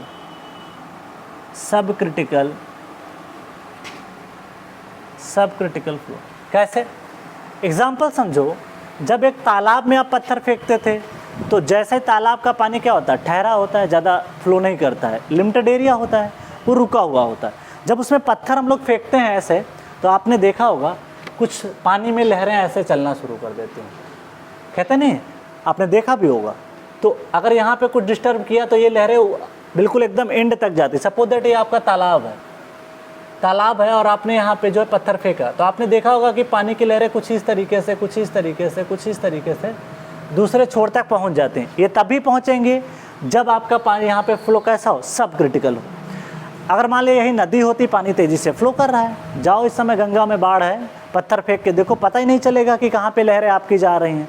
तो ऐसे फ्लो को सुपर क्रिटिकल बोलते हैं। एकदम प्रैक्टिकली आपको एग्जांपल दे दिया, आप प्रैक्टिकली चेक भी कर सकते हो। ठीक है, तो जैसे गंगा रिवर में पानी फ्लो कर रहा होगा इस समय, बहुत तेज़ी से फ्लो करेगा तो पत्थर फेंकोगे कुछ पता ही नहीं चलेगा, क्योंकि पानी इतना तेज़ है कि आपके डिस्टर्बेंस को उसके ऊपर कोई असर ही नहीं पड़ता है। तो इस तरीके से हम लोग यहाँ पे पढ़ते हैं, ठीक है। चलो, तो नेक्स्ट टॉपिक हम लोग कल डील करेंगे, आज के लिए इतने रखते हैं। अपना टॉपिक भी यहाँ से आपका जितना पढ़ा दिया, यहाँ से 2-3 क्वेश्चन आपके प्रीवियस ईयर में आ गए, 4 क्वेश्चन तक, ठीक है। तो हम लोग नेक्स्ट लेक्चर में मिलेंगे जहाँ पे बहुत सारी बातें करेंगे। आज पहला लेक्चर था, इसलिए थोड़ा सा टॉपिक भी कवर करना बहुत ज़रूरी है, इतना स्लो नहीं चलना है क्योंकि अब एग्ज़ाम नज़दीक है। तो पर डे आपको 2 घंटे का लेक्चर कम से कम तो मिलना चाहिए, 1.5 तो मिनिमम होना चाहिए, ताकि 2 घंटा भी हो सकता है, तो आप डिपेंड अपॉन द टॉपिक, ठीक है। तो आज के लिए इतना ही। Thank you all of you and happy learning, ठीक है।